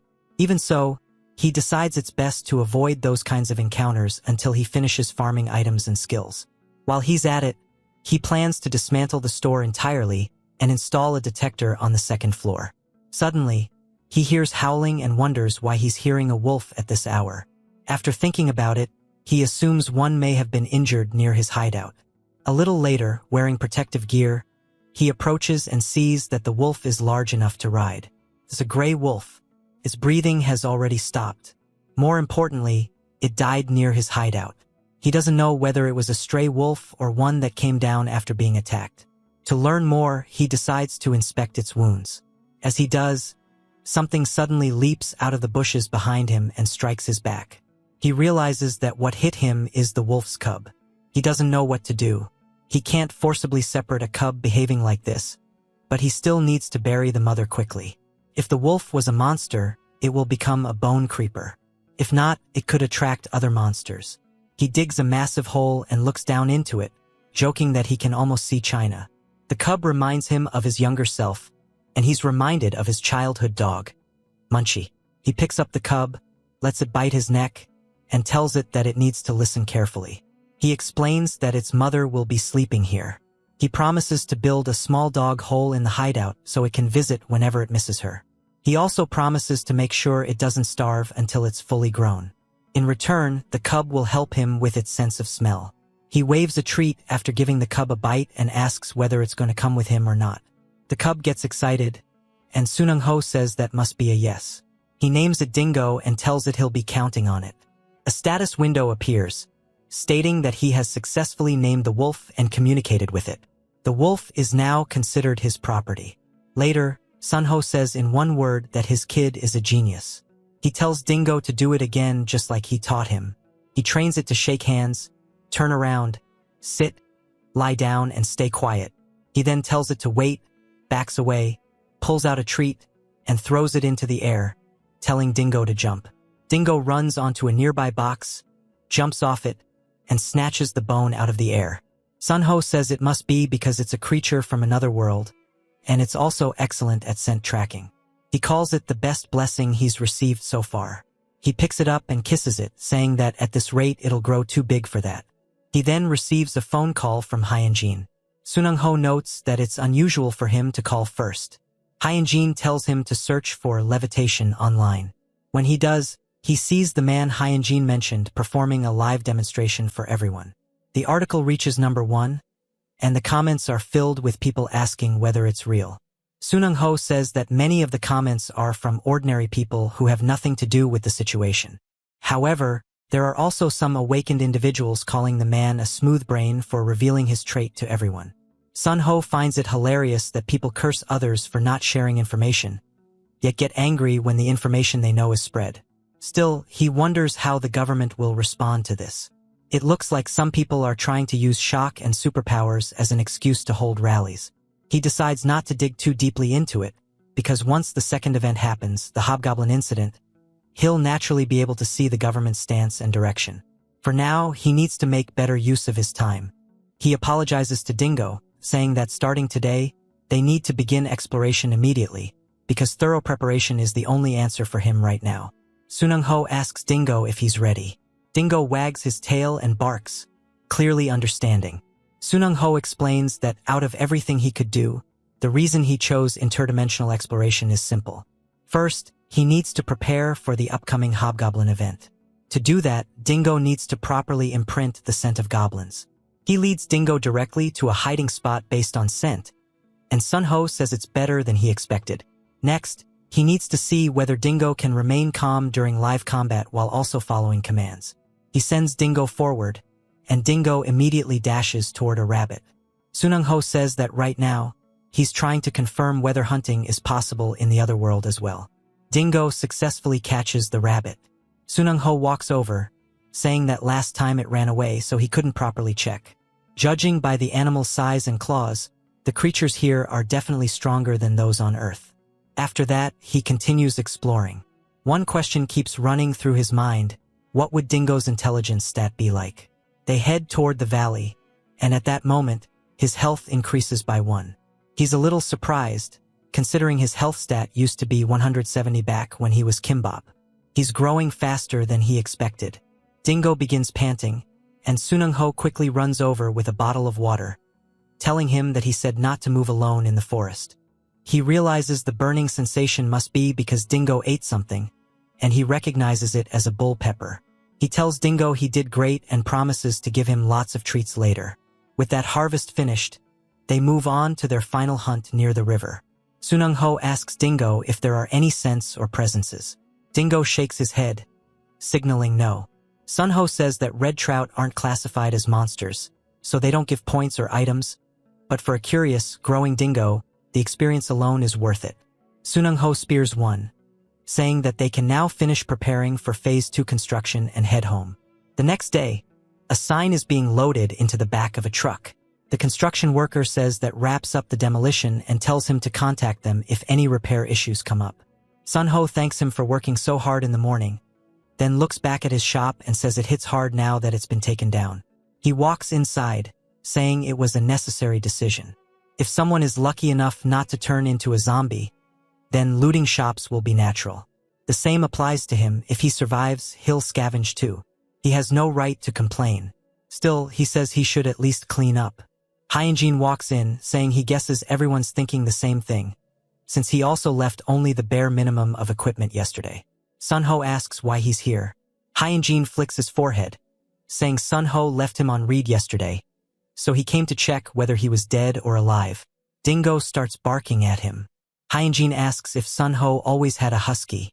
Sunho replies that his previous dog died a long time ago, and Dingo is a new pet he brought home. Hyunjin says Dingo is adorable. Sunho still wonders what he's really doing here. Hyunjin repeats that he came because he was worried about whether Sunho was alive. Sunho asks if that's really all. Hyunjin says it's not. He also figured out who the people were that attacked Mikyung. A little later, they sit down, and Sunho asks if he's saying that the party Cole June formed was targeting Mikyung. Hyunjin confirms it and adds that INH is part of that group as well. He then points to the mountain behind them, saying that's where their hideout is supposedly located. Sunho asks how he figured all of this out. Hyunjin tells him that everything just lined up perfectly. Sunho asks him to explain, and Hyunjin says that he simply asked the guy who can levitate Jin-sung just in case. Jin-sung told him that he had met with Cole Jun's group before, but all of them seemed like bad people and their personalities clashed badly, so he refused their offer. After Mikyung's incident, female members started saying they wanted to leave the party. When Hyunjin asked what happened, they all said they had received offers from awakener parties. He asks Sunho if it clicks now. Sunho says it does. Unlike Mikyung, they must have been tricked into joining. Hyunjin says that their party is now down to 4 members. Sunho is shocked, since there were 20 just a few days ago. Hyunjin says he can't say he doesn't understand. Honestly, his own party only has 2 awakeners. Sunho remarks that it's ironic, they did them a favor and this is the result. Hyunjin says that's just how things are, and people only look out for themselves. More importantly, Hyunjin says he's worried about someone named June, and he debates whether he should call his ex-wife. Sunungho says he forgot that Hyunjin's situation is different from his, which is why he needs to ask whether his thinking is really correct. He tells him there's something he's curious about and asks what he would do if people started threatening him once the apocalypse arrives. Hyunjin answers that they'd have to kill him. His principle is not to harm others, but that's a given.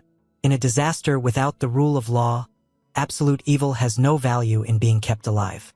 He adds that it's not like Sunho to ask something like that. Sunungho says it just sort of came up. Suddenly, Sunho's phone starts going off like crazy, blaring a help alarm. Hyunjin says it scared the hell out of him and recognizes the sound as a lost child help alert. Sunho looks down at his phone and tells Hyunjin to watch Dingo for a minute. It was Mikyung who pressed the button. We see INH and his group harassing her. She says she refused them, but they keep following her, asking why they're doing this. INH tells her to think about it one more time.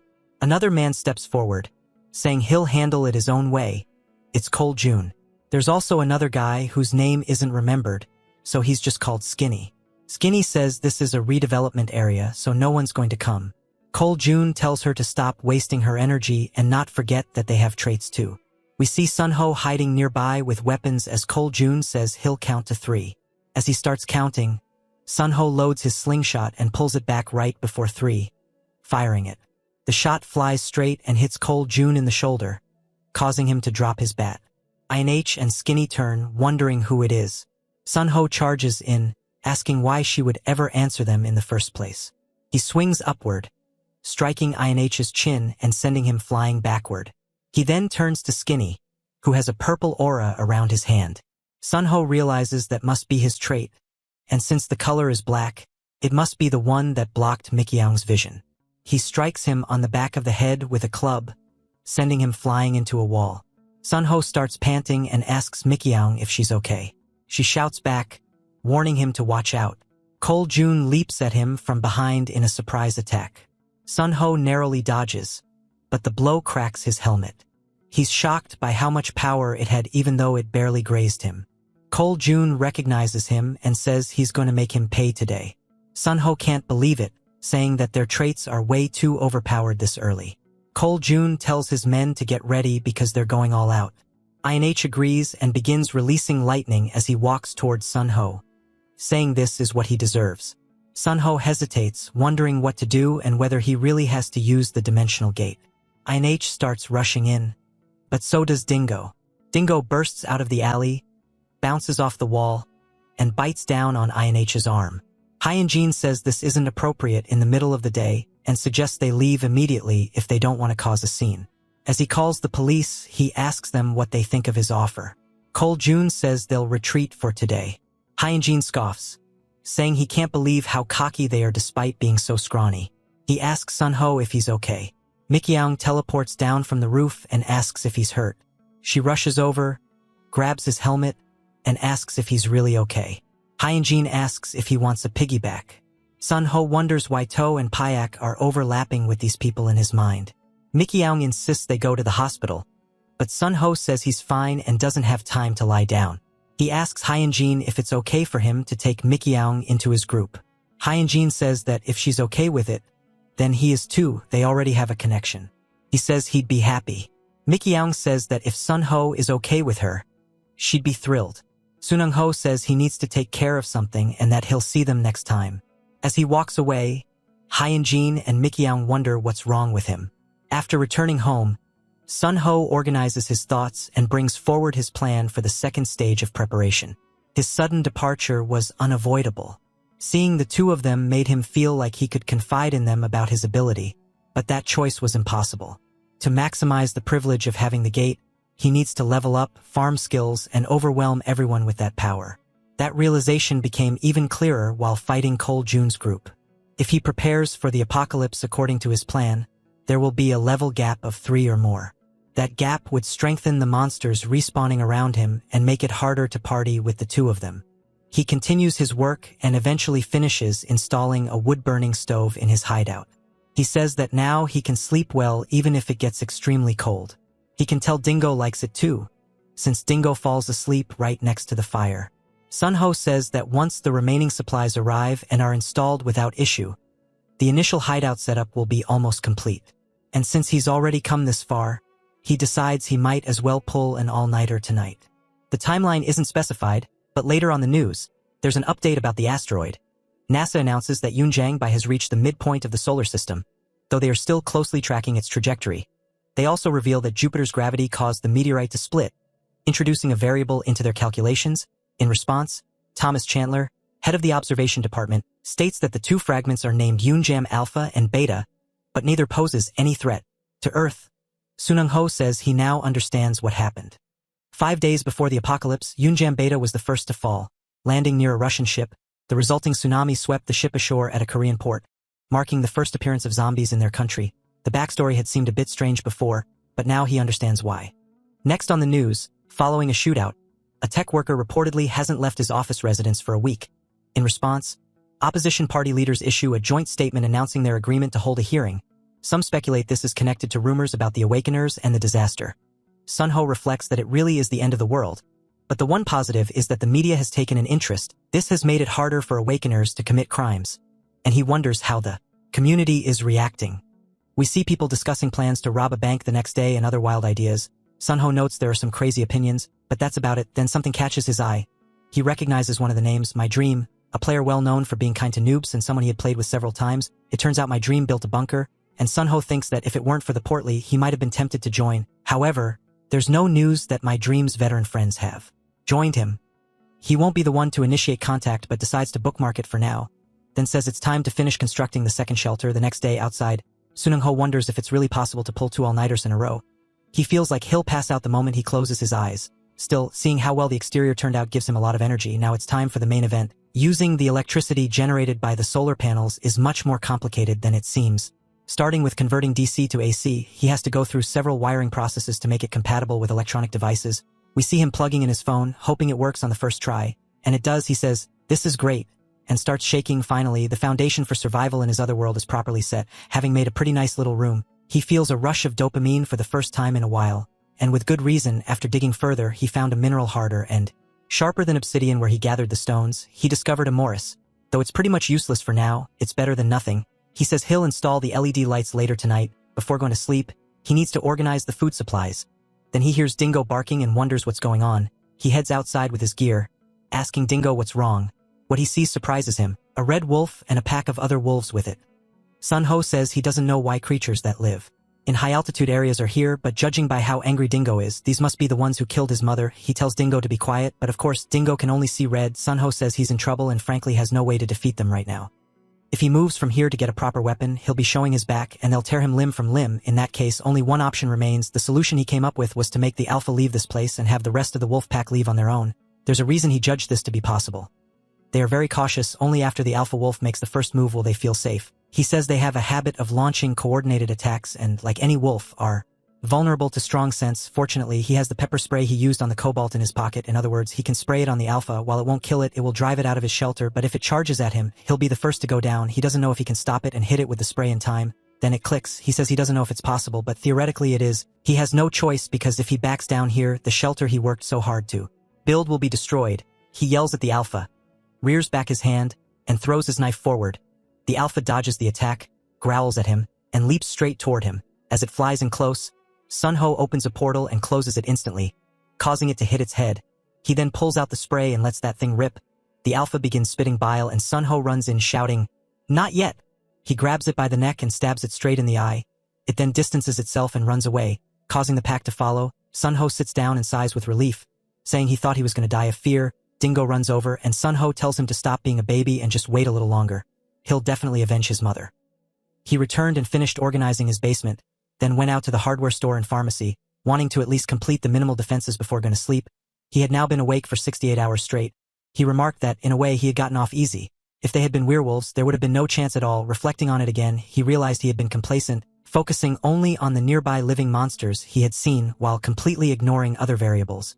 Since things had come to this point after conducting more drone surveys, it would be better to expand the land and build a shelter. That way, he could secure more space for farming and storing supplies. Hanjun spotted him across the road and called out to him, but Sunho was still lost in thought, saying he needed to build a moat to establish a second line of defense, while also adding more beacons to extend the reception range of his infrared laser.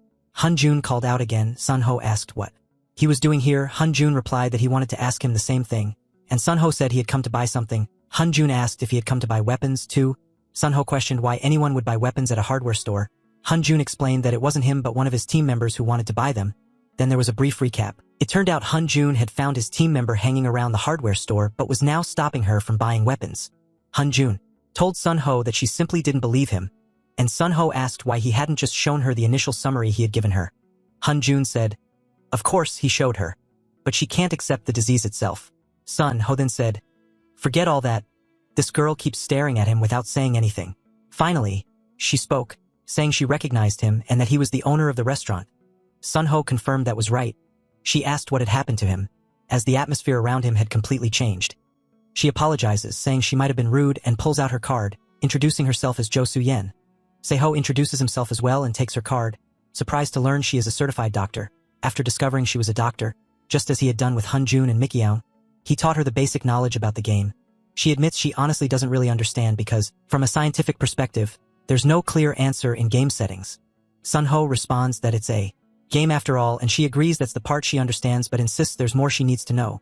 When Sunho asks what more, she says she knows he's an awakener. Sunho asks why she thinks so, and she explains his explanations carry a certain certainty. And as she listened, that thought suddenly occurred to her. Sunho laughs, saying there's no way, and adds once more that a woman's intuition is terrifying. Su-yen thanks him, saying he was a huge help and that he seems very trustworthy. Hanjin wonders what the difference between the two of them is, and she asks if he's really that clueless, saying they have different depths.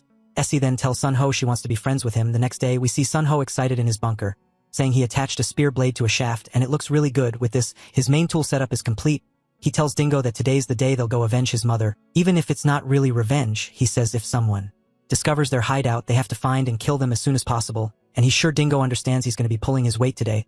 He even got Dingo a small gas mask. They then head out to their hideout, but Sunho is confused because there are only 4 wolves and he doesn't even see the alpha. Then he says he understands now as he looks through his monocular and sees the owlbear tearing apart the alpha. He says that as long as he keeps his distance, his neighbor is quite reliable, and a maned wolf pack that has lost its alpha is very easy to handle. It's as if their brains have been removed, leaving their coordination terrible, which allows him to take them down one by one. He shoots one with a net launcher and the wolf begins screaming. Sunho says he'll put it out of its misery immediately, killing it and earning 3 points for the kill. The other wolves spot him running away from the trapped one and start chasing him. One takes the initiative and leaps straight at him, but he pepper sprays it as the other 2 flank him. Sunho pulls back his spear and stabs one directly through the chest while the other attacks from behind. He realizes the attack but decides to trust Dingo, who comes in headbutting the attacker. Sunho praises Dingo, saying good job, and tells him that from now on, he'll finish the rest himself since he just needs to make sure they're dead. He gains more points and levels up to 5. Now, additional effects have been added to his trait. Curious, he wonders what these new effects are. We see that he has gained the abilities of transparency, which allows the door to become invisible to others, and projection, which shows the scenery beyond the door. He can also hear sounds from the projected location. Sunho thinks that's cool and opens the door immediately, becoming even more amazed as he can see inside his house. He wonders if the transparency is automatically enabled and says this is insane. He had been worried about what would happen if a dungeon gate resembling a dimensional door appeared later, but this eliminates those inconvenient aspects and compensates for many weaknesses. If this effect appeared at level 5, it means more effects will likely be added. He had never really considered the level before, unsure if the skill would grow, but now he thinks he should pay even closer attention to the events that will soon unfold. But before that, he still has more to accomplish and he needs to bury these wolves before they turn into creepers. Oh man, we're back in the mine. There's a 2-day time skip since the wolf subjugation. During that time, he accomplished a lot. First, back in the other world, he conducted another ecological survey. Within a radius of about 1 kilometer, only various animals were present. He confirmed once again that there were no monsters. Then he received information about a goblin nest 3 kilometers away. Nest that large probably contains hobgoblins, so it would be too difficult for him to tackle right now. After gaining confidence in his safety, we see him with a chainsaw, declaring that it's time to begin. He started clearing the surrounding bushes and trees to level the area and transform the hideout into a shelter. With Dingo's help, they made a large circle 30 m in diameter. I wonder if he could fit a mini excavator through his portal, but he says he plans to set up 2 layers of circular barbed wire fencing and dig a moat outside. He's looking down at it, saying it probably needs to go 2 m deeper. Of course, all this is done while monitoring the situation in real time through the dimensional gate. In reality, he began by buying various materials from distant hardware stores. He visited a large home improvement store for a commercial-grade tool set. Then on the way home, he checked out Chelgen's hideout. He rented a motorcycle and a mini excavator. Holy shit, I spoke it into existence. Also, thanks to Jadak, he has been injecting a certain amount of poison daily for resistance, and it finally accumulated enough to use on a weapon. Right now, though, he's extremely flustered as he reads a post saying this is shit. Dream says that one joined his group. Sunho wonders if that means the shootout, the government's media control, and the president's behavior of not leaving the residence are all just coincidence. But no matter how much he thinks about it, it doesn't make sense. The reason he judged that one would be beside the president wasn't just because he guessed one would know about the event, but because one was an item collector who definitely would demand a massive shelter in exchange for info. Among the candidates worth cooperating with, he assumed one would choose the president, who had the highest authority. The possibility of it being a bluff was somewhat high, but why would Dream do that? It was confusing, yet dragging it out wouldn't solve the problem. If one really joined Dream's side, he'd have to change his plans too. Sunho headed to a PC cafe, creating a fake ID for the game and a VR ID. He messaged Dream, asking if they could hop into chat. Sunkeho said if he didn't reply soon, he'd have to postpone. Dream said not many people knew his ID and asked where they should go. Sunho wondered if maybe he was actually unemployed, then told him to go to the White Room. They continued their brief conversation, and Sunkeho said it was time to see if Dream was the real deal or a fake. We see Dream entering the White Room. He thanked him for the invitation but said this wasn't very pleasant. Sunho asked why. Dream told him that even though he came into VR chat at his request, he was still maintaining an unknown alias and wearing a ridiculous mask. Sunho apologized, saying he wouldn't gain anything by being chummy with him. Dream asked if that meant he was a veteran. Sunho said he could be, but he also might not be. Dream said very well. He'd ask 3 questions. If he answered them correctly, he'd acknowledge him. Sunho said, bet. Then Dream asked, what's the maximum vertical jump height of a werewolf? Sunho answered, 3 m. Dream asked about the owlbear's weakness. Sunho said, surely you're kidding. It's light. Then Dream asked about the evolution stages and forms of zombies. Sunho said zombies don't have infection abilities. Instead, they consume nutrients. When nutrients accumulate, they transform into ghouls, but before that, some become enhanced zombies. Dream says that's a good thing. Then he asks how many events are supposed to happen in reality. Sunho replies that he doesn't intend to tell him, and Dream laughs, saying he truly is one of the veterans. Sunho tells him to shut up and says this should be enough proof to call one over because if it's real, he'll join too. Dream says, fortunately, he can't do that. Sunho asks why not. Dream replies, by the way, the weather is really nice today, and I have a feeling something is about to happen. Sunho says it sounds like nonsense meant to buy time. Then he realizes, saying Dream must have been tracking his IP the entire time. As Dream says goodbye, some men in suits enter the PC cafe. One man tells the others to block the door. The woman tells him to pay for his time to use the computers. But he says that's not why they're here. They didn't come to play games. They came to find someone. He looks into her eyes and tells her to cooperate. She becomes mind-controlled, saying, of course. He says that judging by the situation, the target is a metal type, and if so, they need to act fast. If he's caught, he'll become a puppet. The man heads into the bathroom and uses the dimensional gate one by one. He asks everyone in the room if they are unknown. After checking everyone, he realizes there's only one place left and heads into the bathroom.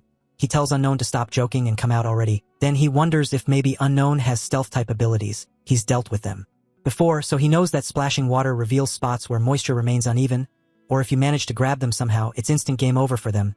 Sun Kung-ho says he's glad he was pressed flat against the wall as it was too close, he almost got caught. He realizes that he's not a stealth type user and pulls out his radio, announcing that he's a movement type and they need to search the area immediately because this is a big catch. He adds that if they capture him alive, he'll get them whatever they want. Sun-ho remarks that it's truly bitter. Even though Dream was wealthy in real life and a gentleman in the game, seeing him trying to make slaves is a pitiful sight.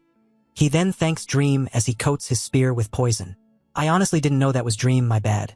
He admits, but Sun-ho says he had resolved himself many times before, yet he was still hesitating thanks to Dream, though his thoughts are now clear by his own standards. He will respond to fire with fire. Dream wonders who the hell this veteran is supposed to be. Even if his skill is movement type, as he guessed, a veteran with tons of accumulated playtime definitely has more tricks up his sleeve. Just as he thinks this, Sunung-ho appears. Behind him and dashes forward. Dream notices, but it's too late. He's cut on the leg and instantly poisoned. Dream says he's unknown before Sun-ho slams his face into the glass, saying he never told him he could turn around. Then he asks how it feels. Since the poison must be spreading through his body, Dream tries to say something else, but Sun-ho tells him to stop talking. Since the apocalypse hasn't begun yet, the tutorial hasn't started, which means the murder system isn't unlocked either. He draws a gun from his hip, saying that even if he kills Dream, he won't face any penalties. Dream falls silent, and Sun-ho says that since he's a semi-veteran, he should understand what that means. While he's still conscious, his body won't move. He then asks why the hell Dream is selling out Survivor 1 and targeting innocent people. Finally, he tells him that right now, he looks less like a human and more like a monster that's easy to farm. Dream calls him a bastard as Sunung-ho begins stealing his belongings, warning him to consider it the price for trying to deceive him and turn him into a slave. Next time, it won't just be a warning. He'll actually kill him. Then he strikes him on the back of the head with his knife. He explains that before the group arrived, he escaped the cafe and went straight home, heading directly to the other world. He pulls out the wallet and gun he took from him. The first thing he checks is the ID. His name is Kwon Kung-jin. He's 38 years old and owns a golf club. From there, he controls 3 bunkers but is also a notorious womanizer. Apparently, he has good skill based on his total playtime. He's been conducting experiments using his skill. Mind control. Sun-ho says this should be all the useful information he has, but points out that skills don't necessarily improve just from long playtime. Otherwise, what about him? Then he reflects that since the goal of the game was always survival, his skill is essentially cheat tier, but only for veterans. He decides to keep that hypothesis likely until he can verify another veteran's skill. Right now, with a game like Apocalypse approaching, there's only one thing he can be sure of. Simply becoming an Awakener has already boosted his physical abilities beyond those of normal humans, of course. His recent training helped as well. He says that next time he practices shooting, he'll do it without a full magazine. Suddenly, he hears his notifications going off repeatedly and looks over, wondering what's happening. He sticks his head through the portal, browses his computer, and is surprised, since the second event has now occurred. Sunung-ho says this is good. He jumps into the car and starts driving, wondering why it has to be so far away. Then he sees an update about someone spotting a goblin near the reservoir. He quickly pulls over to the side of the road and hops out.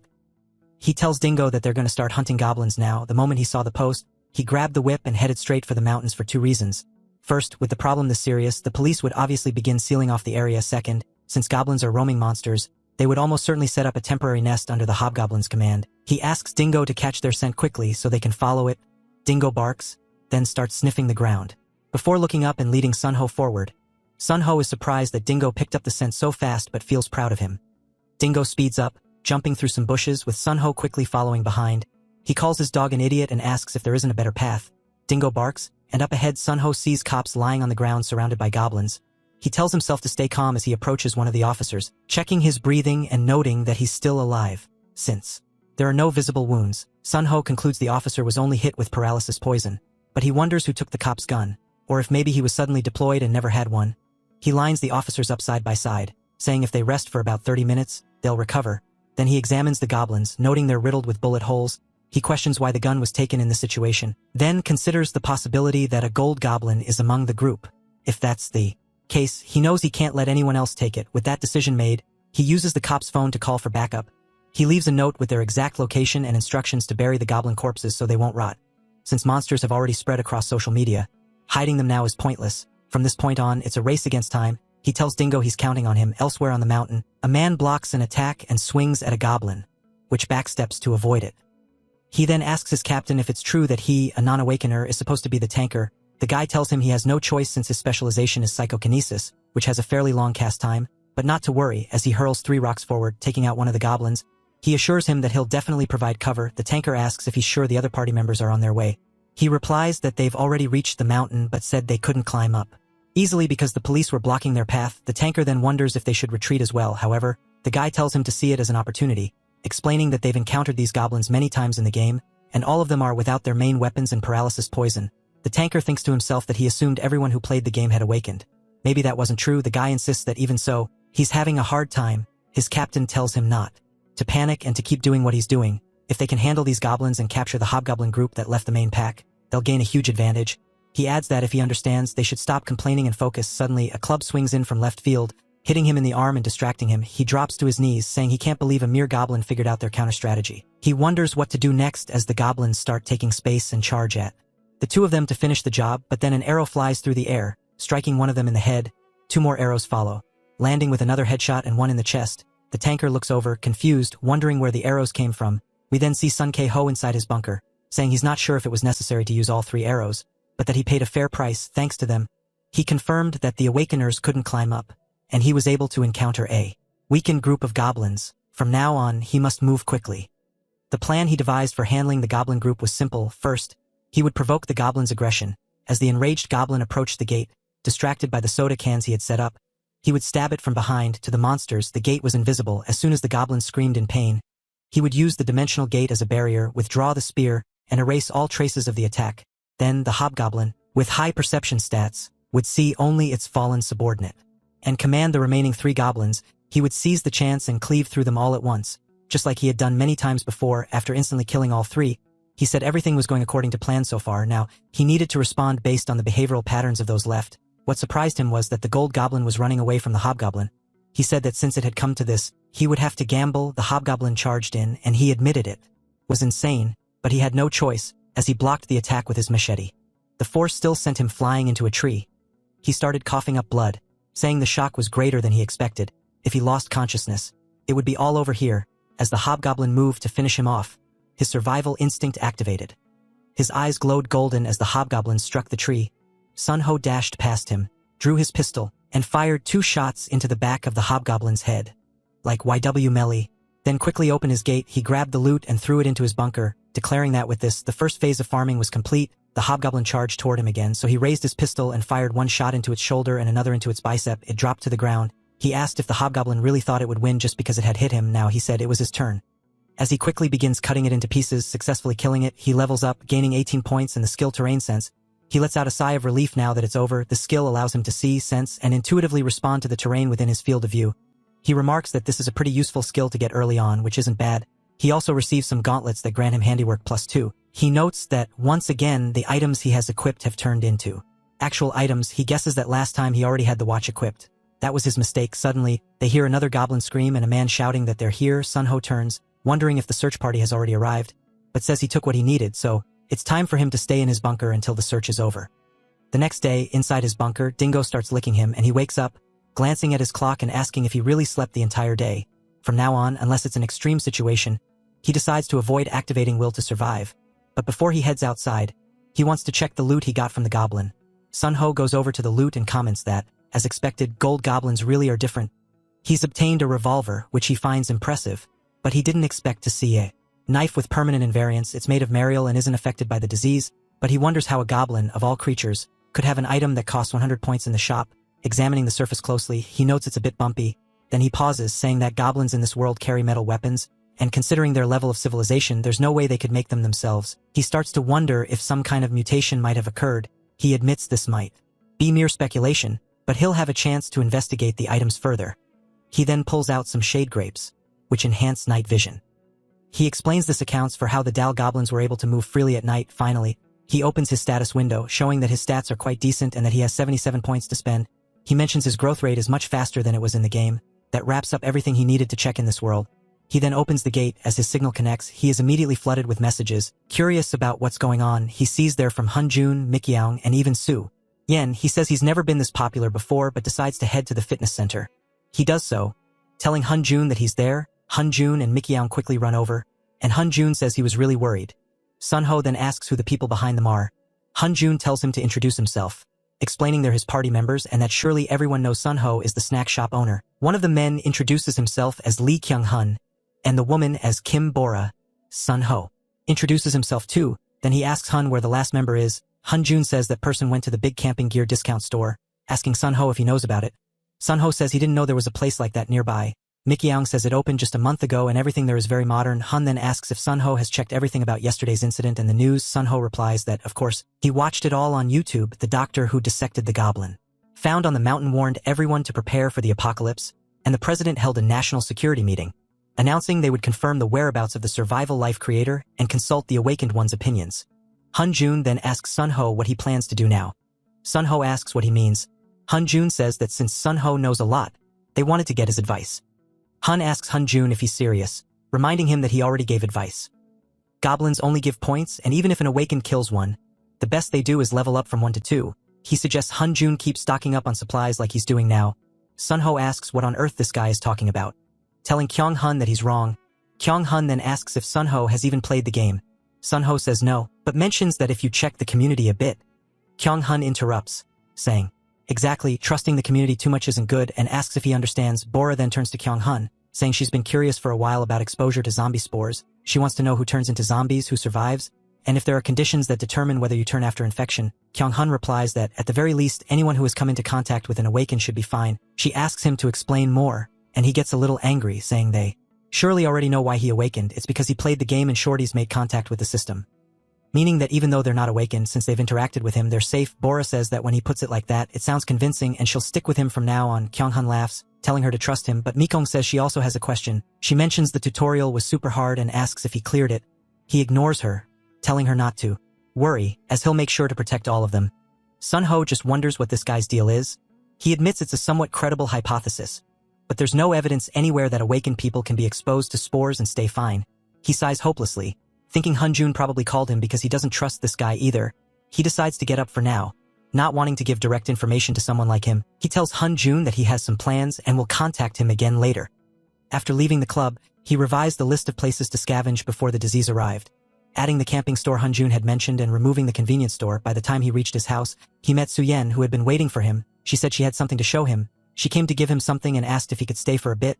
He agreed and asked what it was. She said it was a pack of painkillers and antibiotics he couldn't buy without a prescription. He asked if she was really giving them to him, and she replied, "Why not? If she ran out, she could just forge a prescription and get more."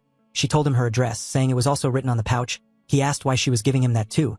She said it was a give-and-take arrangement since they needed to know each other's locations. He said if that was the case, then it was fine. She said she was going to stop by and talk to Hunjun, so she'd be off now. He told her to be careful, and she told him to make sure to pay for the medicine and not forget the address. As she walked away, she said he was very aggressive. After the second meeting with Suyen, time passed quickly again. During that time, he visited various places and bought many items and pieces of equipment in this world.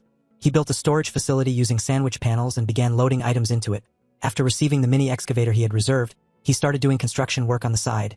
Meanwhile, the world grew chaotic. On TV, people argued non-stop until the UN called in emergency meeting. Articles flooded in about the US president planning to visit Korea and sensing something strange that NASA hadn't predicted. Starting with Yunjam by Beta, Yunjam by Alpha was announced to be coming to Earth. For full days had passed, and now he stood at the port where the final event, the arrival of the Russian ship, was to take place. After confirming that nobody was at the harbor, he entered an abandoned building to prepare. Inside, he opened his gate and explained why he had come here despite the high chance of becoming a zombie. To obtain extra guns from the Russian vessel, the zombie spores, pathogens in the form of particle beams, had strong permeability and were unavoidable. Becoming a zombie now or 5 days later made little difference to him as someone without a family. Of course, there was the option of living in the other world with Dingo, but what meaning would that have as a human? With this, his preparations were complete. That didn't mean he intended to die. He had simply made a different choice from others. High risk, high reward. That's what life was about in the end. He was reading some old patch notes covering various things, such as the 10-point weapon provided during the tutorial, nerfs to zombies, and the diversification of point acquisition methods. All of this would start with the arrival of the Yunjam Beta. He was a little surprised, saying it was as if the admin knew the apocalypse was coming to reality. Suddenly, a beep sounded from his phone, and he realized it had started. He read that the Yunjam Beta would impact near the South Sea. Right outside the port where he was, sirens flared, and the tide on the beach began to recede, much like a receding hairline, as boats started to get beached. But in the distance, one vessel was being carried by the waves, swept up in what had formed into a mini tsunami. The chaos sweeps through the city, and Sunho mutters, "This shit is insane." He says dealing with zombies and monsters is much easier than facing natural disasters, which just seem hopeless to survive. His hands start trembling, and he insists he needs to move quickly. We see he has all his gear ready. He suits up and pushes his boat, stressing the urgency to move before government agents arrive. He jumps into the water and heads straight for the vessel. Once aboard, He ties himself in, though his hands are shaking badly. Glancing to the side, he notes that it seems awakeners don't turn into zombies. Just as Kyung-hun said, he doesn't even feel a prickling sensation, but for him, good is good, so he decides it's time to head upstairs. When he does, he spots the zombified sailors and greets them, asking if they've been well. The zombies in this game are somewhat special according to the game settings. Instead of lacking the ability to infect with the virus, they see everything as prey and grow stronger the more nutrients they absorb. He charges in with a shield, knocking one to the floor before raising his mace and bashing its skull in. Then quickly dispatching the other, he wonders if the zombies have been nerfed too much. He gains 4 points, saying, "Originally, even with an iron weapon, I'd have to land at least 2 more hits to kill them." Still, he can't let his guard down like with orcs. As a veteran player, that kind of mistake can only happen once. He moves inside, noting the zombies are definitely swarming, but he'll focus on clearing those in the hallway. He gains 4 more points by one-shotting both, then says he needs to head to where the chance of finding a pistol is highest, the wheelhouse. Suddenly, he hears a gunshot and a voice asking if there's still a survivor on board. This means that even if a non-awakener hasn't been in contact with an awakener and gets exposed to zombie spores, they might still survive by chance, so he needs to save them first. That way he can get definite information when he arrives, though he sees he was a little too late because the gunshot wasn't for the zombie. The man had blown his own brains out while holding a photo of his wife. Sun-ho realizes that if he had been just a little faster, he could have saved him. He reaches over, saying, "This won't be much comfort," but closes his eyes, thanks him for helping, and even lays him out properly. Then he walks off the boat, reflecting that things like this will probably happen a lot after the apocalypse, and of course there will be times when he has to kill people to survive too. As he cuts his rope, he hears another boat and turns. Seeing someone just as crazy about farming as he is, they don't exchange glances and simply ride by each other. Sun-ho says he should just consider it practice since half-hearted hypocrisy is disgusting. The next day at dawn, the news asks where the survival life developer is. Sun-ho says that judging by the president's actions after obtaining proof about the zombies, it's basically confirmed their thinking is similar. It's time for him to do his part. Since he's giving help, he might as well include various information. He starts calling into the tip line, and a man introduces himself as Lee Woo-bom, administrator of the countermeasures headquarters. Sun-ho says he knows the exact time of D-Day. Woo-bom asks him to please unblock the ID. Sun-ho asks if the goblin had gunshot wounds on his shoulder. Woo-bom now realizes he's serious, and Sun-ho says he doesn't intend to speak for long. The exact time for D-Day is set for July 20th at 1:300. And a package is expected to arrive sometime this afternoon. He hopes to make good use of it and wishes him luck in the war. Sunung-ho remarks that the president's decisiveness was impressive, and many people on the forums are discussing the internet blackout. Sun-ho responds that, since he can only verify information through social media, he can't be certain if it's accurate. Then he overhears military personnel outside using a megaphone, instructing citizens to secure 4 days' worth of food and water and return to their families immediately. All business activities must cease, and everyone should go home. This is an official statement regarding the current situation, made on July 20th. Sun-ho comments that the response is perfect and almost makes him regret not warning them earlier. If he had known they would handle things this well, he might have taken the risk when his trait first appeared and acted from the start. But he acknowledges that it wouldn't have prevented the disaster anyway, and he shouldn't dwell on what-ifs. He reminds himself of the promise he made that day. He's not a hero, just an ordinary guy. Since the lockdowns made it impossible to do anything in the real world, he decided to stay in the other world a bit longer. 3 days before D-Day, he finished digging the moat. At this rate, though, it's going to take a few more days. He sorted through the videos he had saved, things like cooking, tutorials, and basic farming lessons, just genuinely organizing them. 2 days before D-Day, he began scouting with Dingo and discovered that the sun apples had fully grown in just a month. He needs to verify this further, but perhaps the entire forest is enchanted fertile land. The next day, a problem arose. 2 of his sweet potato jellies were missing. There was also a dried-up grape on the floor, and he asked Dingo if he was responsible. Dingo shakes his head no, and Sun-ho tells him there's no lying allowed, causing Dingo to roll onto his back and whimper. Sun-ho says that judging by his reaction, it probably wasn't him. He decides to check the CCTV footage. Sitting down, he reviews it and is surprised by what he sees. A group of beetles entering through the doggy door, taking his sweet jellies and leaving a grape as repayment. One little beetle even bows to him, and Sun-ho is amazed at how smart it is. He also finds it super cute. He says he's really wanted to track them down and see them for himself. But for now, he's just gonna lock the doggy door. Dingo wonders what he's doing, and Sun-ho says he has guests coming over today. As Sun-ho heads back inside, he thanks everyone for coming. We see it's Han-jun's group. Sun-ho says he's glad they made it despite the lockdowns. He then asks who the man sitting with Han-jun is. Han-jun says he's the last member of their party, so they brought him along to introduce him.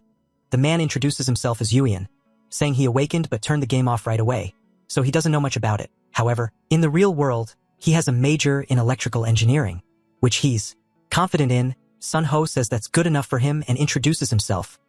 Jun says he's heard a lot about Sun Ho and asks him to treat him comfortably. Sun Ho says that since they're short on time, he wants to end the intros here and have everyone share the info they have one by one. Telling Jun to start, Jun, a little confused because he's slow, says he was on the phone with his ex-wife when the line suddenly went dead. Worried about his daughters, he drove over to check on them, but on his way back, he saw something. Barricades being set up on the highway. From what he'd heard, they were evacuating citizens living near one of the chemical complexes. Sun Ho then asks Su Yen, who replies that she was with her group the entire time and only has a little information. They built a shelter in the Citizens Park. Hun questions whether that's even possible, and she admits it's hard to believe but says she saw it with her own eyes. Though she still has doubts, Sunung Ho then asks Mikiao, who says she was at the mart with Yu Hyan and overheard something. They heard that high-ranking officials opposing the president's decision have been detained. Sun Ho remarks that this is actually better news than he expected. Now he understands the president's intentions and can confirm that the end is approaching. If you're wondering why he's asking them for information one by one, it's simple. To make someone understand, you need to provide the right reasoning and details. Revealing that he's a veteran of the game would make persuading them easier, but there are risks involved, and he has a specific plan in mind. He tells them all to listen carefully, as it seems the president is aiming for a controlled apocalypse. They're all surprised and ask what he means. He points out how strange it is that unexplained lockdowns began on the afternoon of July 16th, and for 4 days all national facilities have been at a standstill, so why else would the government make that choice? Yu Hyan agrees that it makes sense, and Su Yen concurs, saying the end is really coming. She suggests the government must have learned the exact day of D-Day and taken action. Sun Ho confirms this and adds that if they infer further, the control will probably lift on July 20th. Yu Hyan and Mikiao start panicking, saying they need to warn their families, but Sun Ho tells them to calm down. It may sound harsh, but this is a time when individual survival takes priority over family, and they must not forget that any one of them could become a zombie as soon as tomorrow. Still, he wants to move on to the main point. The reason he called them together was to share the tutorial strategy guide along with survival information. Jun asked how he knew that, and Sun Ho explained it was because he had watched Kimbap's videos, apologizing for keeping it a secret until now.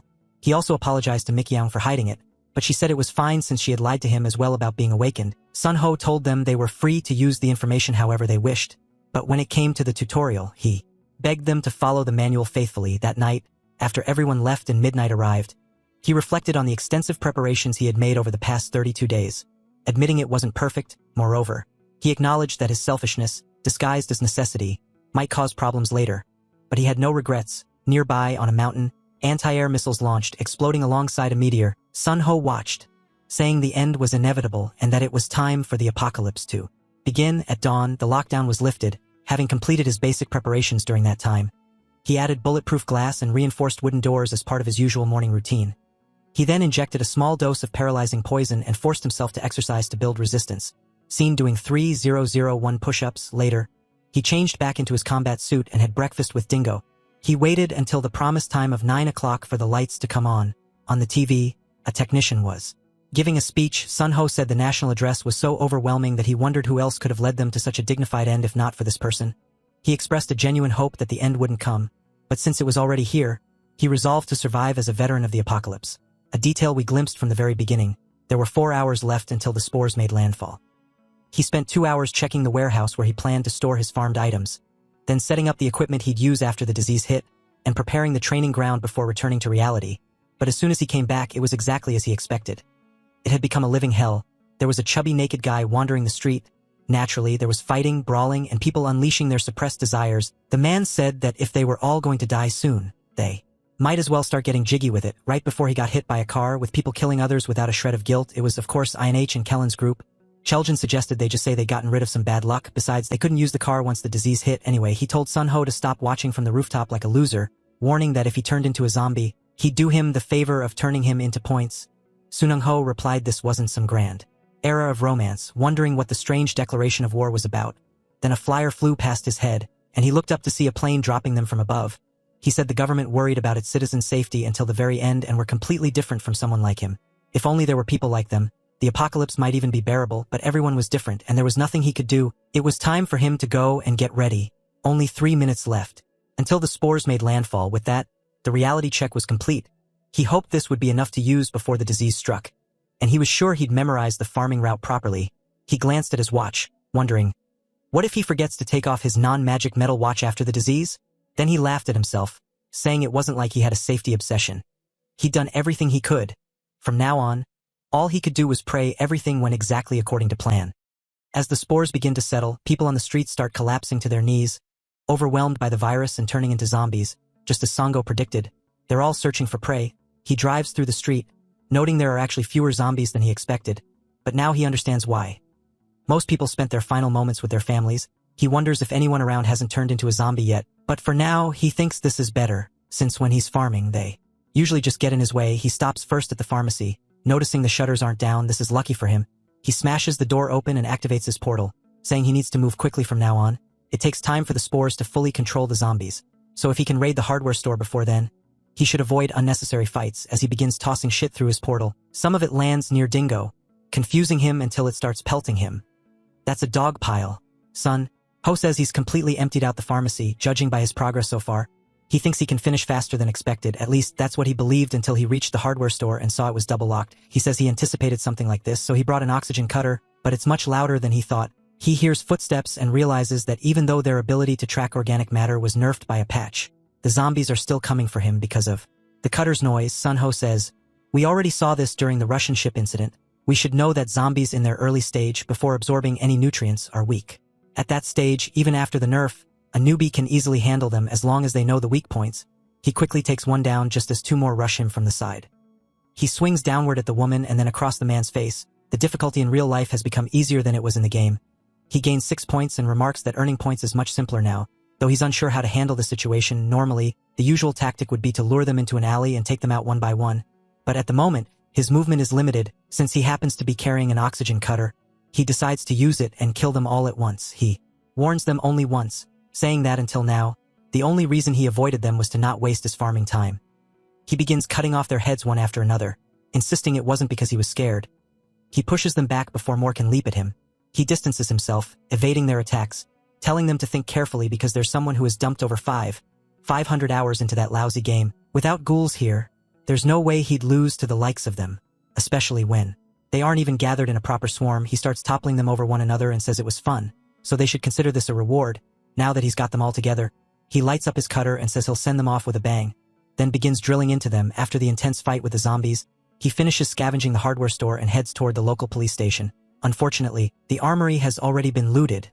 Before he can even feel disappointed, among the corpses scattered across the parking lot, he finds one with a backpack and manages to get exactly what he wanted. Meanwhile, by the time he moves to the 4th location, things remain manageable, thanks to the terrain detection skill he acquired from the hobgoblin and the boosts to perception and handiwork from his items. He can easily avoid the zombies that are slowly starting to gather and chase him. When he arrives at the motorcycle specialty shop, he expects it to be ransacked because everyone thinks alike. He stores the one remaining ATV and various supplies. While checking his status in the other world, he takes a short break to clear the debuff effects, remarking that the other world is broken. After that, he returns to reality, contemplating where to farm next. However, just as a motorcycle is heard approaching, it becomes clear that things won't be as easy as he hoped. We then see INH saying they've finally found him. INH tells him that if he's not awakened, he should stay humble and keep inside like one. He adds that he's been looking for him for a long time. INH launches an attack at Sunung-ho, but Sunung-ho dodges by stepping backward. He says they'll see him soon enough anyway, and that this is just obsession. Wondering what to do, he opens his gate. INH tells Skinny to watch the zombies, and Sun-ho says that no matter how he does it, killing them is simple. INH charges into the building, asking if he's ready to die. Sunung-ho replies that since the tutorial hasn't started, the system wouldn't classify him as a murderer. Even if it did, the first kill only triggers a warning, so it wouldn't be a problem. INH wonders where he went, but Sun-ho says it still bothers him whether it's okay to kill someone in real life or not. INH realizes too late that Sunung-ho isn't awakened as Sun-ho puts him in a chokehold. He tells him to answer quietly, asking why he's targeting him. INH says it's because he took the girl he was drooling over. Sunung-ho asks what he means by took, and INH admits that he's already taken her to bed. Sun-ho kicks him in the back, warning this is his last chance to redeem himself. At the very least, he shouldn't harm innocent people. INH laughs, saying that's rich coming from someone who came to loot, adding that they're both selfish trash who only care about themselves. He grabs his crossbow and fires it at Sunung-ho. Sunung-ho dodges and admits, that's true. Hearing it, he agrees with himself, then he thanks him, saying that the words helped clear his mind and that he really is trash just like him. He places one hand on his face and the other on his neck, as if Hick is begging for mercy. Sunung-ho says he didn't want to admit it and then snaps his neck. He mentions having fought over 100 death matches in the game. We see that he earned 50 points. He reflects that killing someone in real life feels worse than he ever imagined. His hands tremble as We hear Skinny screaming upon seeing Inuk's corpse. Sunung-ho calls him a crybaby and warns him to watch his back. He says, even if he's trash, just like them. They're thugs who steal from others without restraint and only care about satisfying their own desires. Skinny starts getting mauled. Begging for help, he cries out, reaching his hand toward Sunung-ho. Sunung-ho simply watches as they tear him apart, saying they are people who deserve to die in the apocalypse. The narration then explains how the murderer system functioned within the game. It was introduced 3 months after the game's launch to curb intentional trolling. The intention was good, aiming to reduce trolls, but the execution was a disaster. The first takedown only resulted in a warning because the creators feared losing users. However, from the third takedown onward, there was no escape and you earned the title. For the second takedown, the system assessed how involved you were in the offense. People became Pekares to gain points and steal others' abilities. This was also influenced by an update that occurred a week before the game shut down, which added new, very powerful special abilities. The problem was that being a Pekar forced you to keep eliminating others indefinitely. A death field was activated to force fights to the end between players. If 3 or more people gathered, a magical barrier would appear on the spot. Inside, they were compelled to fight a death match until only one remained. Initially, this was an advantage for the Pekar, but ultimately it became a problem. Once you became a Pekar, your fate was completely sealed. Our protagonist then realizes that his heart does not beat like a Pekar's. With this, Sunho understands that the PK system has not been activated because the tutorial hasn't started yet. This means that for a few hours, he can eliminate people without facing any consequences. But our protagonist remembers that this isn't just a game and that he must not lose his mind. So, he decides to stop entertaining such thoughts and resolves to follow the plan he had already set. Our hero then declares that his iron rule remains the same as always. And there is only one. This rule is very simple. Respond to injustice with more injustice, without hesitation. That's why he decides that from now on, whenever he needs to take someone's life, it will be done immediately, and he will close his dimensional portal right after. Glancing at his watch, he notices it's already 4:30 in the afternoon and laments the lost time. He thinks going to the pesticide store was a good idea, but the zombies are getting in the way. Using his weapon scope, he sees survivors inside the building fighting among themselves. Suddenly, one of them, frustrated with the situation, shoots an arrow that breaks a window. The man in the red hoodie suggests they send a group out to leave while he tries to negotiate calmly. But the leader of the other group calls him an idiot and demands what he just said. The man in red then threatens him, but the other guy just laughs and doubts he has the guts. The man in red replies that they picked the wrong person to provoke and prepares himself. He shoots, saying his specialty in the game was hitting other players. The arrow strikes the other leader's shoulder, who screams in pain from the impact. His friends are shocked and ask if the archer has gone completely crazy. The archer and his girlfriend say this is the apocalypse and the law of the strongest prevails. The man in red then threatens them again, and the injured leader decides it's better for them to leave. As they exit, the archer remarks it would have been better if they had left earlier. The man is relieved, but suddenly hears a scream from the departing group. The injured leader shouts that he warned them about the zombies and now they're trapped outside. As a parting gesture, he throws a baseball bat at the window to break it. The noise draws the zombies' attention, and the archer calls him crazy for shouting.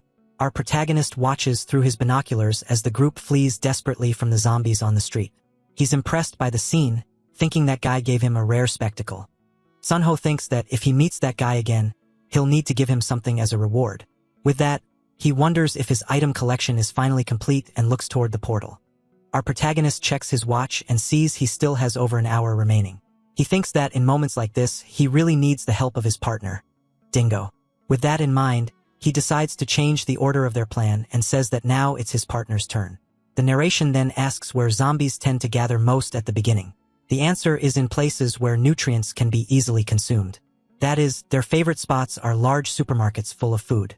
That's why these locations are the ones you should avoid most at the start of the apocalypse. However, for players with over 1,000 hours of gameplay, the thinking is very different because, unlike the game, he is well prepared for what lies ahead in real life. Our protagonist then sees this as a great chance to level up quickly and a golden opportunity to reach level 10 and unlock the shop before the tutorial. But after finishing everything, he feels a shock of reality about what he's about to do. He wonders if it's a waste since the floor would get soaked in oil anyway. Yet, thinking calmly, he realizes that deep down it's not such a big loss. And since he has time until the tutorial, he thinks it will be a good experience for Dingo. Our protagonist then asks Dingo if he can do what they practiced. With everything ready, he prepares to finally put his new plan into action. He gives the signal and Dingo runs at full speed into the supermarket. Arriving there, he barks loudly to get the attention of the zombies who were eating. The creatures then notice the pup's presence and growl, ready to attack. Fearlessly, Dingo charges forward, using his paws to knock down the zombies in his way. The pup then jumps and hits 2 more creatures, who scream from the unexpected blow. He continues fighting, dodging the creatures' attacks with his wolf-like agility. After passing them all, he finally reaches the exit with the zombies hot on his heels. With that, he successfully lures the horde of zombies out of the large supermarket. Sunho watches the scene, impressed by the commanding presence of his partner. As expected, he flicks his lighter and prepares for the next stage of the plan. He then throws the lighter to the ground just as Dingo leaps over his arm. The lighter ignites the oil on the ground, causing the zombies to become disoriented by the sudden flames. Our protagonist praises his partner, calling him a genius for the flawless execution. A massive explosion follows, wiping out all the zombies at once.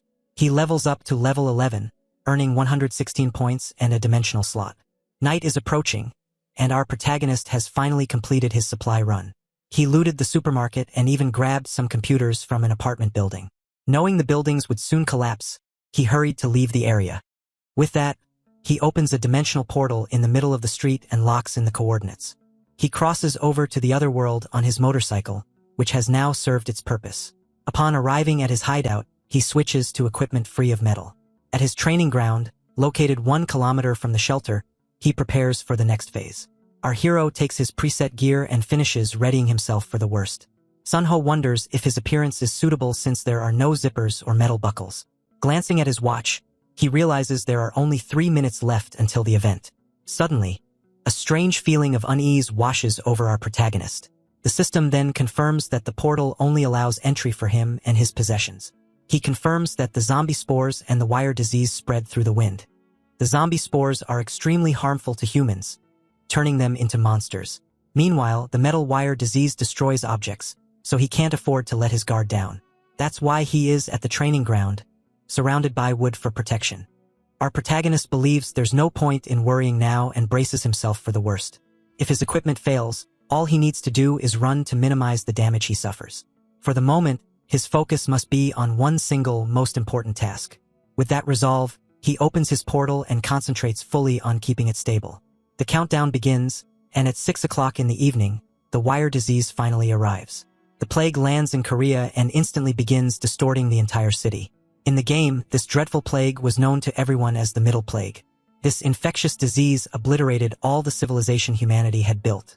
It reduced everything to dust in the blink of an eye, leaving nothing behind. Not even the electrical systems escaped. Everything was destroyed by the Middle Plague. Through the portal, Sunho watches the destruction spreading across the real world outside. Amid the ruins, the portal stands out like a window to another safe world. The city has been dragged back to the Stone Age. In just a few seconds of chaos, our protagonist had prepared for this, yet he is still stunned by the scene. Suddenly, a massive explosion erupts, and he is thrown backward by the force. He wonders if the blast was caused by the army's ammunition depot nearby, but he quickly pushes that thought aside, focusing instead on the iron beads in his hand. With a sigh of relief, he sees that the metal sphere remains intact. However, he soon realizes the situation is far worse than he had imagined. Looking at the ruined city through the portal, he knows he cannot call this a good outcome. Unsure of what to do next, he decides to close the dimensional portal for now. The only thing left is to follow his plan and prepare for what lies ahead. With this in mind, he walks back to his shelter, deeply worried. Upon arrival, he finds the little creatures from before, who seem to have been waiting for him. Sunho then asks why they have returned, and the creatures offer roots to the man. Our hero is puzzled and questions why they are suddenly giving him roots. He wonders if this is an apology gift, and the little creatures nod in agreement, or if they want to trade the roots for more of that sweet potato jelly they had eaten. At that, Sunho becomes annoyed and says he tried to be kind, but they are already crossing the line. However, upon closer inspection, he realizes that the little creatures are actually quite cute. Our protagonist decides to propose a deal to the little creatures. He explains that he doesn't need food, but rather strange and very special items. He then sighs, realizing that maybe they don't understand what he means. Sunho laments that no matter how smart they are, it's impossible to have a proper conversation with them. Suddenly, the little red creature picks up a branch with something black on the tip and raises it. Our protagonist is shocked and asks if they want to trade or for the jelly. The creature then draws a trade symbol on the ground and confirms his proposal. With an excited smile, he says that if they bring things like that, the deal is on, but the little creature becomes scared, and our hero apologizes for being a bit hasty. The leader then talks to his group, and they seem to be discussing the man's proposal. The red creature points at him, and our protagonist understands this as agreement. The system informs him that he has communicated with the swarm and that the chief requests a contract. Sunho is confused because with Dingo and the frog, he didn't need any contract before. He wonders if intelligent animals cannot be possessed, and the system confirms this. Our protagonist finds the contract oddly formal, but very simple. Since he has nothing to lose, he signs it, and the system confirms that the swarm is now his possession. Suddenly, the leader climbs onto his shoulder, leaving our hero confused by the situation. He realizes that the creatures are about to start searching for the ores specified in the contract, but before they set off, the protagonist asks them to wait a moment. He recalls that they came because they were hungry and retrieves the sweet potato jellies. Offering the food as a signing bonus for the contract, the creatures accept it and celebrate the agreement with him. As they depart, our hero warns them not to eat the food and flee without bringing anything back. He threatens that if they betray him, he will disregard the apocalypse itself just to hunt them down endlessly. In games, the tutorial is everything. Night had already fallen, and the surroundings were swallowed by pitch-black darkness. Judging by the time, there were still 2 or 3 hours left before morning. After briefly considering his options, he decides to move instead of resting. As he checks his gear, he notes how well prepared he is, especially with something like a ceramic knife on hand. Whether he ends up killing the remnants or not, he knows he has to check their hideout himself. After finishing his inspection of the gang's items, he pulls several hard drives from the computer units he brought back from the studio apartment area. He connects them to a docking station and starts checking their contents. The drives are filled with various kinds of media, and just as he's nearly done going through everything, he discovers something completely unexpected. He freezes. Wait! One of the files opens, and what he sees leaves him stunned. Mikyung was an idol. Looking at the footage, it's clear with looks like that, it would be weird if she were just a regular person. Still, he forces himself to stay focused. There's no point dwelling on it right now. He continues deleting files. A system prompt appears. Do you want to permanently delete this file? He hesitates for a moment, then confirms. Thinking back to that time, it doesn't feel like just a memory. It feels like something he particularly wants to keep. Once he's finished, he clenches his hand and straightens up. Now then, it's time to check the level 10 reward. He called Shop Window. The shop interface opens. He stares at it silently. At a glance, the UI looks almost exactly the same as it did in the game. However, as he scans the listings, he notices something off. The prices are different from before the patch. He pauses, focusing. Numbers 6, 11. Even so, the item generation and extraction system itself seems identical to the game, which means the only explanation is that the system has already been patched. He picks up a bottle and a small item, examining them closely. If that's the case, then he can only use the bug that worked in the tutorial. Next, he checks the additional trait. A new window opens. Additional trait, dimensional slot, pulls designated items from a subspace pocket. However, only one object can be placed per slot, and currently he had 5 slots. He commented, so basically quick slots. Then he commanded all the slots. As the slots materialize in front of him, glowing and layered in space, he can't help but stare. Wow, this is insane. With fewer items needing to be prepared in advance, with the dimensional slots active, he no longer needs to leave weapons stored behind the gate. Equipment can now be pulled out instantly, directly from the dimensional space. A system notification appears, confirming the successful activation of the dimensional storage. He exhales slowly. This is beyond overpowered. This is completely Tour late-game carry trait. Before leaving, he gives one last instruction. Dingo, guard the house well. The wolf settles down obediently. Big bro's gonna go. Blue light surges around him as the portal activates. Clear the tutorial and come back. He steps through. Wow! The moment he arrives, his footsteps echo faintly. It's seriously pitch black. Even with his helmet on, visibility is close to 0. He immediately tries activating moonlight and then stacks it with the terrain sense skill, forcing himself forward. The helmet clicks into place. Yeah, this isn't gonna work with slot 3 alone. He continues advancing, scanning his surroundings carefully. He still hasn't found any items in the other world yet, so for now, he has no choice but to rely on consumption rather than conservation. As he moves, a system notification flashes. Skill effect applied. Shade grapes, night vision boosted. Another message follows. Consumable effect applied. Sharp eye. His pupils glow faintly. Oh! I can see. I can see. The darkness peels away. Ahead of him, a wide open area comes into view. Several figures stand scattered in the distance. All right then, let's head to a safe spot first. He moves carefully. One characteristic of survival life comes to mind. The UI is garbage. Even when events trigger, they aren't displayed properly. But the tutorial is different. A moving zombie wall being generated is the signal that the tutorial has started, which raises a critical question. So when does the zombie wall get created? There are two conditions. First, when you're spotted by zombies. Second, when a player acquires a tutorial item. He crouches, lowering his presence as the dead shuffle nearby. The method to acquire items during the tutorial is extremely specific. You stare at an empty spot for a certain amount of time. He stands completely still. This should be far enough. And then, there was one bug unique to the tutorial. If you quickly pick up the weapon before it fully spawns, blue polygons begin assembling mid-air. He lunges forward.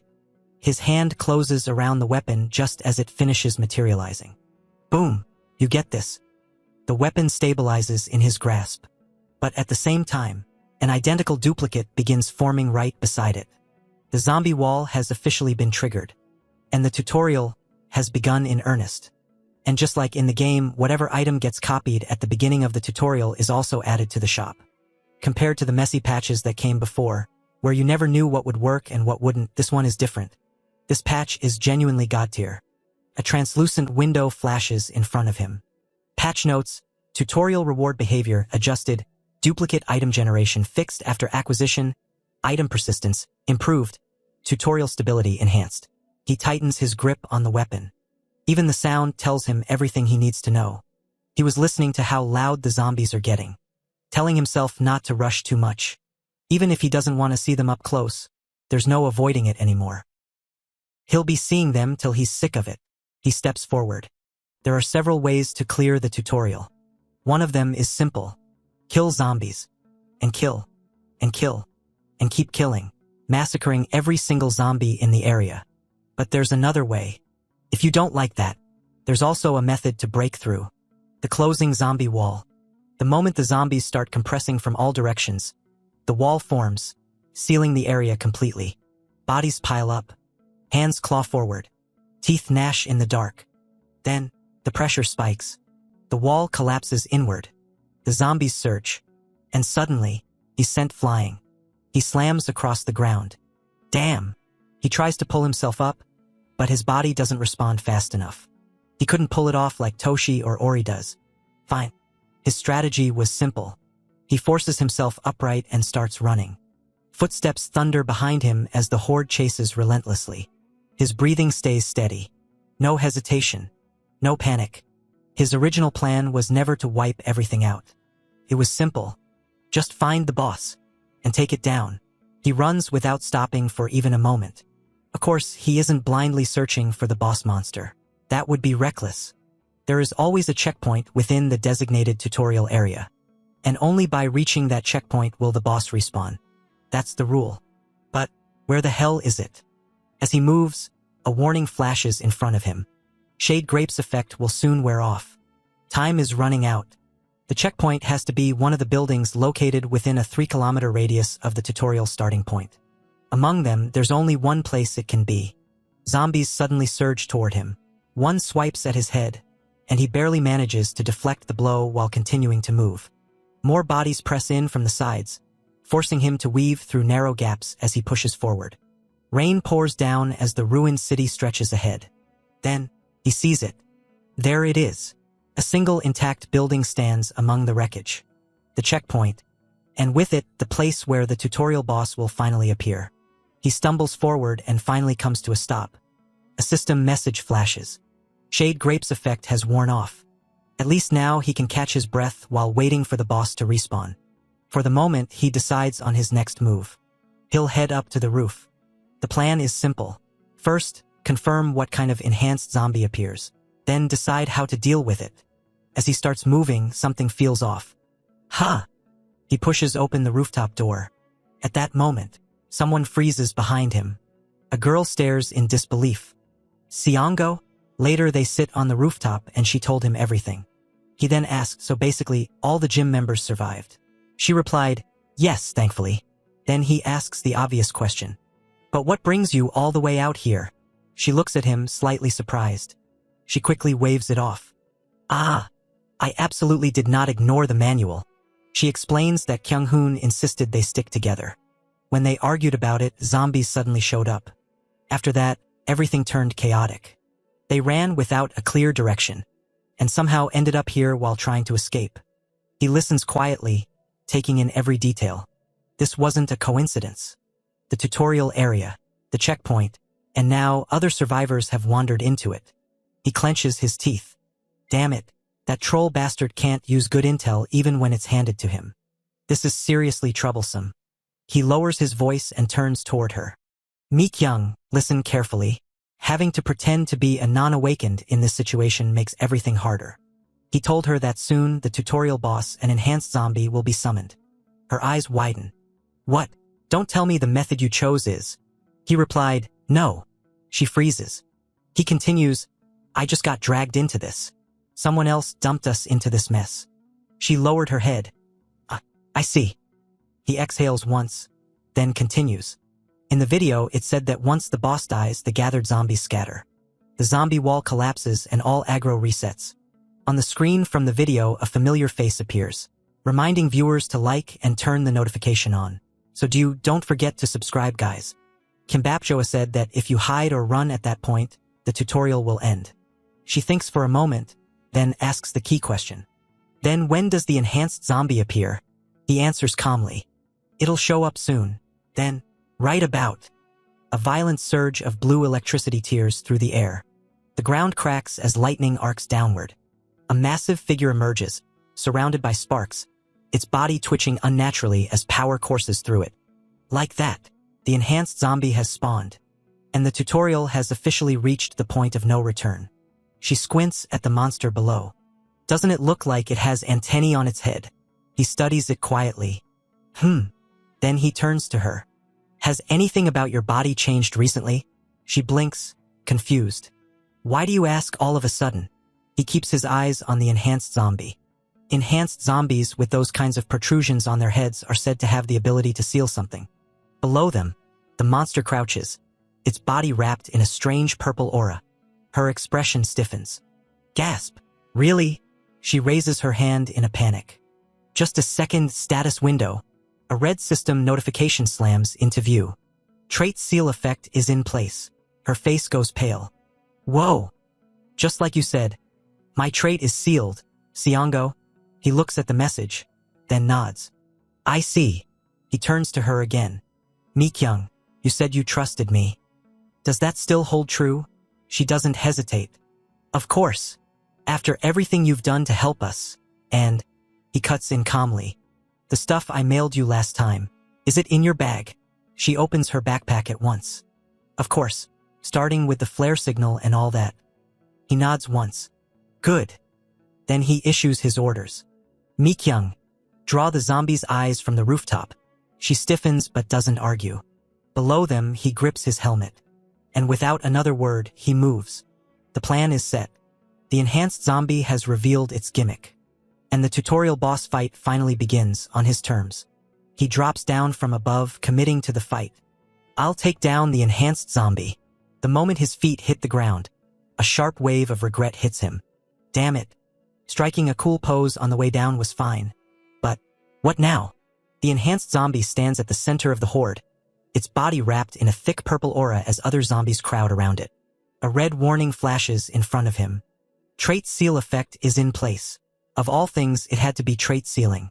Still, it's not that strange. Back in the game, there were no traits to begin with, so there weren't any enhanced monsters that sealed them. But there were enhanced monsters that sealed other things. He grimaces.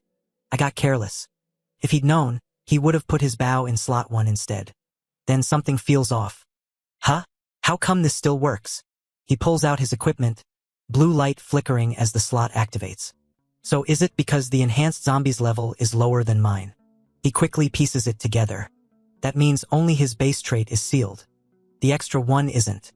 Guess I'll call this good luck. He steadies himself. Slot 2. Slot 3. Weapons materialize instantly in front of him. If that thing is lower level than he is, then it can't grant skills, and even item drops are unlikely. No matter how you look at it, that's a bad trade for the effort. But the fight is already in motion. And now that he understands the rules, all that's left is execution. He tightens his grip on the bow. But what can he do? It's not like he's alone here. Above him, Mikyung moves. I'll just aim for the next chance. Her voice suddenly cuts through the rain. Hey, hey, hey. He pauses. Then he sees it. From the rooftop, a bright red flare streaks into the air. Over here. Over here. The enhanced zombie snarls, its attention snapping upward as the flare burns. Even now, Mikyung really knows how to draw aggro. Below, the zombies begin to shift. Their movement changes as the horde starts clustering toward the rooftop. He exhales slowly. I can't just complain on my end either. He readies his bow. A blue system message flashes. Strength has increased by 1. He steadies his breathing. Oh, in that case, I at least broke even, maybe even profited. A brief explanation flashes through his mind. Break even, getting back what you invested after covering your losses. Thanks, enhanced zombie. He raises his bow. I'll return the favor with a one-shot kill. He draws the string back fully. Blue light condenses at the arrowhead. Then, he releases. The arrow screams forward, cutting through the rain like a blade of light as it dives straight toward the enhanced zombie. The decisive strike has begun. The arrow slices through the darkness, but it doesn't end the fight. The enhanced zombie twists at the last moment, the blade of light tearing past its body instead of finishing it off. TSK, it's too dark. Missed the one-turn kill. He clicks his tongue. Well, fine. He lowers the bow and moves immediately. Since this is his first boss monster hunt, he wants to feel the hit with his own hands. He launches himself forward. The enhanced zombie charges back, snarling as their paths collide midair. He raises his weapon overhead and brings it down with everything he has. The impact is brutal. Bone cracks. The creature slams into the ground, its skull smashing into the concrete. Goodbye. Tries to move. Tries to rise. But then, a violent surge of purple and red energy erupts as his follow-up strike tears straight through it. Blood splashes across the ground. The enhanced zombie convulses once, and goes still. A blue system message appears. Trait seal effect has been lifted. The oppressive pressure vanishes instantly. The boss is dead. And with that, the tutorial's greatest obstacle is finally cleared. A blue system message appears. You have gained 10 points. He looks down at the fallen enhanced zombie. So I really didn't get a skill, huh? He shifts his gaze, scanning the area. Then as for changed belongings or dropped items nearby, something catches his attention. Huh? What's this? A new item window flashes. Robutin bracelet, insight +2. He lifts the bracelet into view. So there is something. But then, why are there two? Then Mikyung calls him. Siongo. He turns as she runs toward him. The seal wore off, so I shook them all off and came back. She stops beside him, slightly out of breath. He pieces it together immediately. Aha, so instead of a boss drop, a new tutorial clear reward got added. Another system message appears. You have gained 17 points. He glances at the floating window. These random points I just got must be one of those diversified point gain methods from the patch. He lifted the bracelet in front of Mikyung. This? She tilts her head. I didn't really do anything, so I feel bad taking it. He holds the bracelet out. You can take it. She hesitates as he explains calmly. Strictly speaking, clearing this was thanks to you, Mikyung. He fastens the bracelet around her wrist. So now, he lifts his gaze, the tension finally easing. Shall we head to the fitness club? Mikyung, staring up at the building. She calls out Siongo name, asking if the building looks like it is leaning a bit. Siongo answers that it does. He explains that in videos, buildings up to 8 floors, usually 5, are considered safer. Even if it is not urgent, it would be best to move. If it's tilting like this due to poor construction, it wouldn't be surprising if it collapsed at any moment. Mikyung says she will definitely talk to the gym owner about it. Seongo tells her that once everyone is gathered, that will be good. He adds that he will also explain about the killer system. Then a voice says that he knew they would still be alive. A man is shown standing with his arms crossed, waiting. Mikyung calls out to him, addressing him as coach. The man turns, and Seongo recognizes him. Hyungjun. Relief crosses his face as he speaks, saying thank goodness Hyungjun did not turn into a zombie.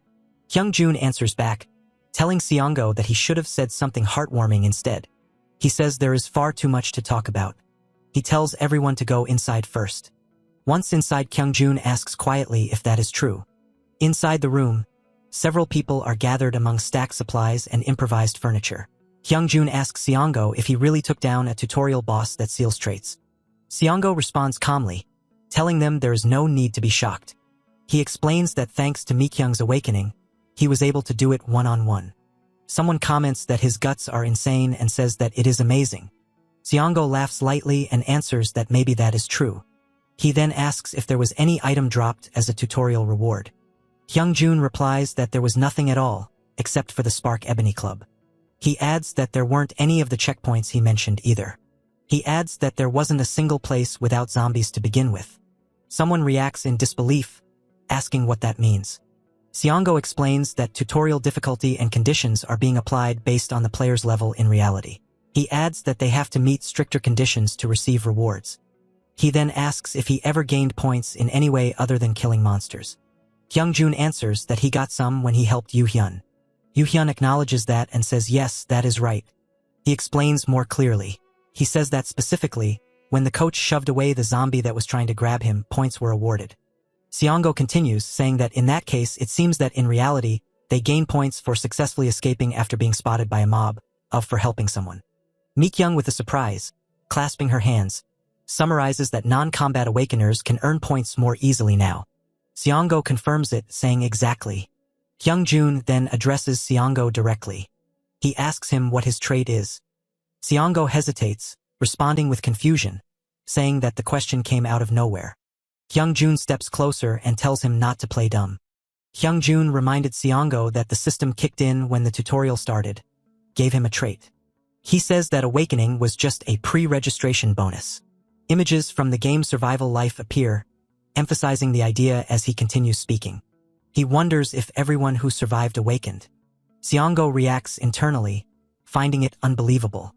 The protagonist thinking internally, if the system simply flips the rules and settings this easily, then survival life information is not absolute.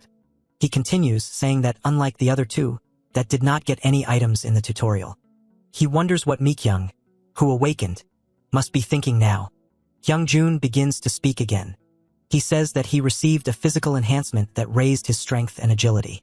Yoo-hyun says that he has been a doll maker from the start, saying that if he closes her eyes, he can see and hears and move through the dolls. Mikyung states calmly that, as everyone knows, hers blink. Seongo realizes that at this rate, he may have to reveal his trait as well. Internally, he admits that he is honestly torn. He thinks that if he reveals his real trait now, he could bury all the lies he has told so far. But he also thinks about how the three of them will react is another matter.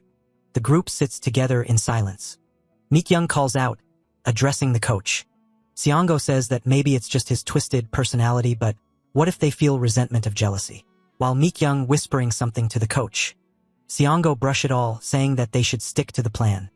He resolves internally that he will only reveal his real trait when he meets friends he can absolutely trust, who can keep pace with his growth. He pauses, then says that for now, of course, he awakened too. He places a hand on his chest and says that it is time to be a bit more shameless. He adds that his trait is attack prediction. Yoo-hyun said that it means that he will never get ambushed. Seongo says it's not quite that powerful. He simply sees the monster's attack path like an afterimage in advance. He shifts the conversation, asking what the gym party is planning to do now. Hyungjun answers first. He says they will talk to Bora and that punk Park first. He says that their main focus will be leveling up and surviving. He adds that based on the information Seongo gave them the day before D-Day, opening the shop and auction seems to be the top priority. After that, he says they will track down those punks who bullied Mikyung, make them pay, and beat the crap out of them if they can. Seongo smiling, said that giving Hyungjun that info was worth it. Yoo-hyun apologizes for cutting in, addressing Seongo and asks what level he is. The MC reacts sharply, asking what she just said. Yoo-hyun said it's just random curiosity that popped into his head. He says that Seongo cleared the tutorial boss all by himself. Mikyung looks at them quietly. Yoo-hyun continues, saying that with skills like that, Seongo must have been hunting zombies non-stop since they appeared. He then figured it up.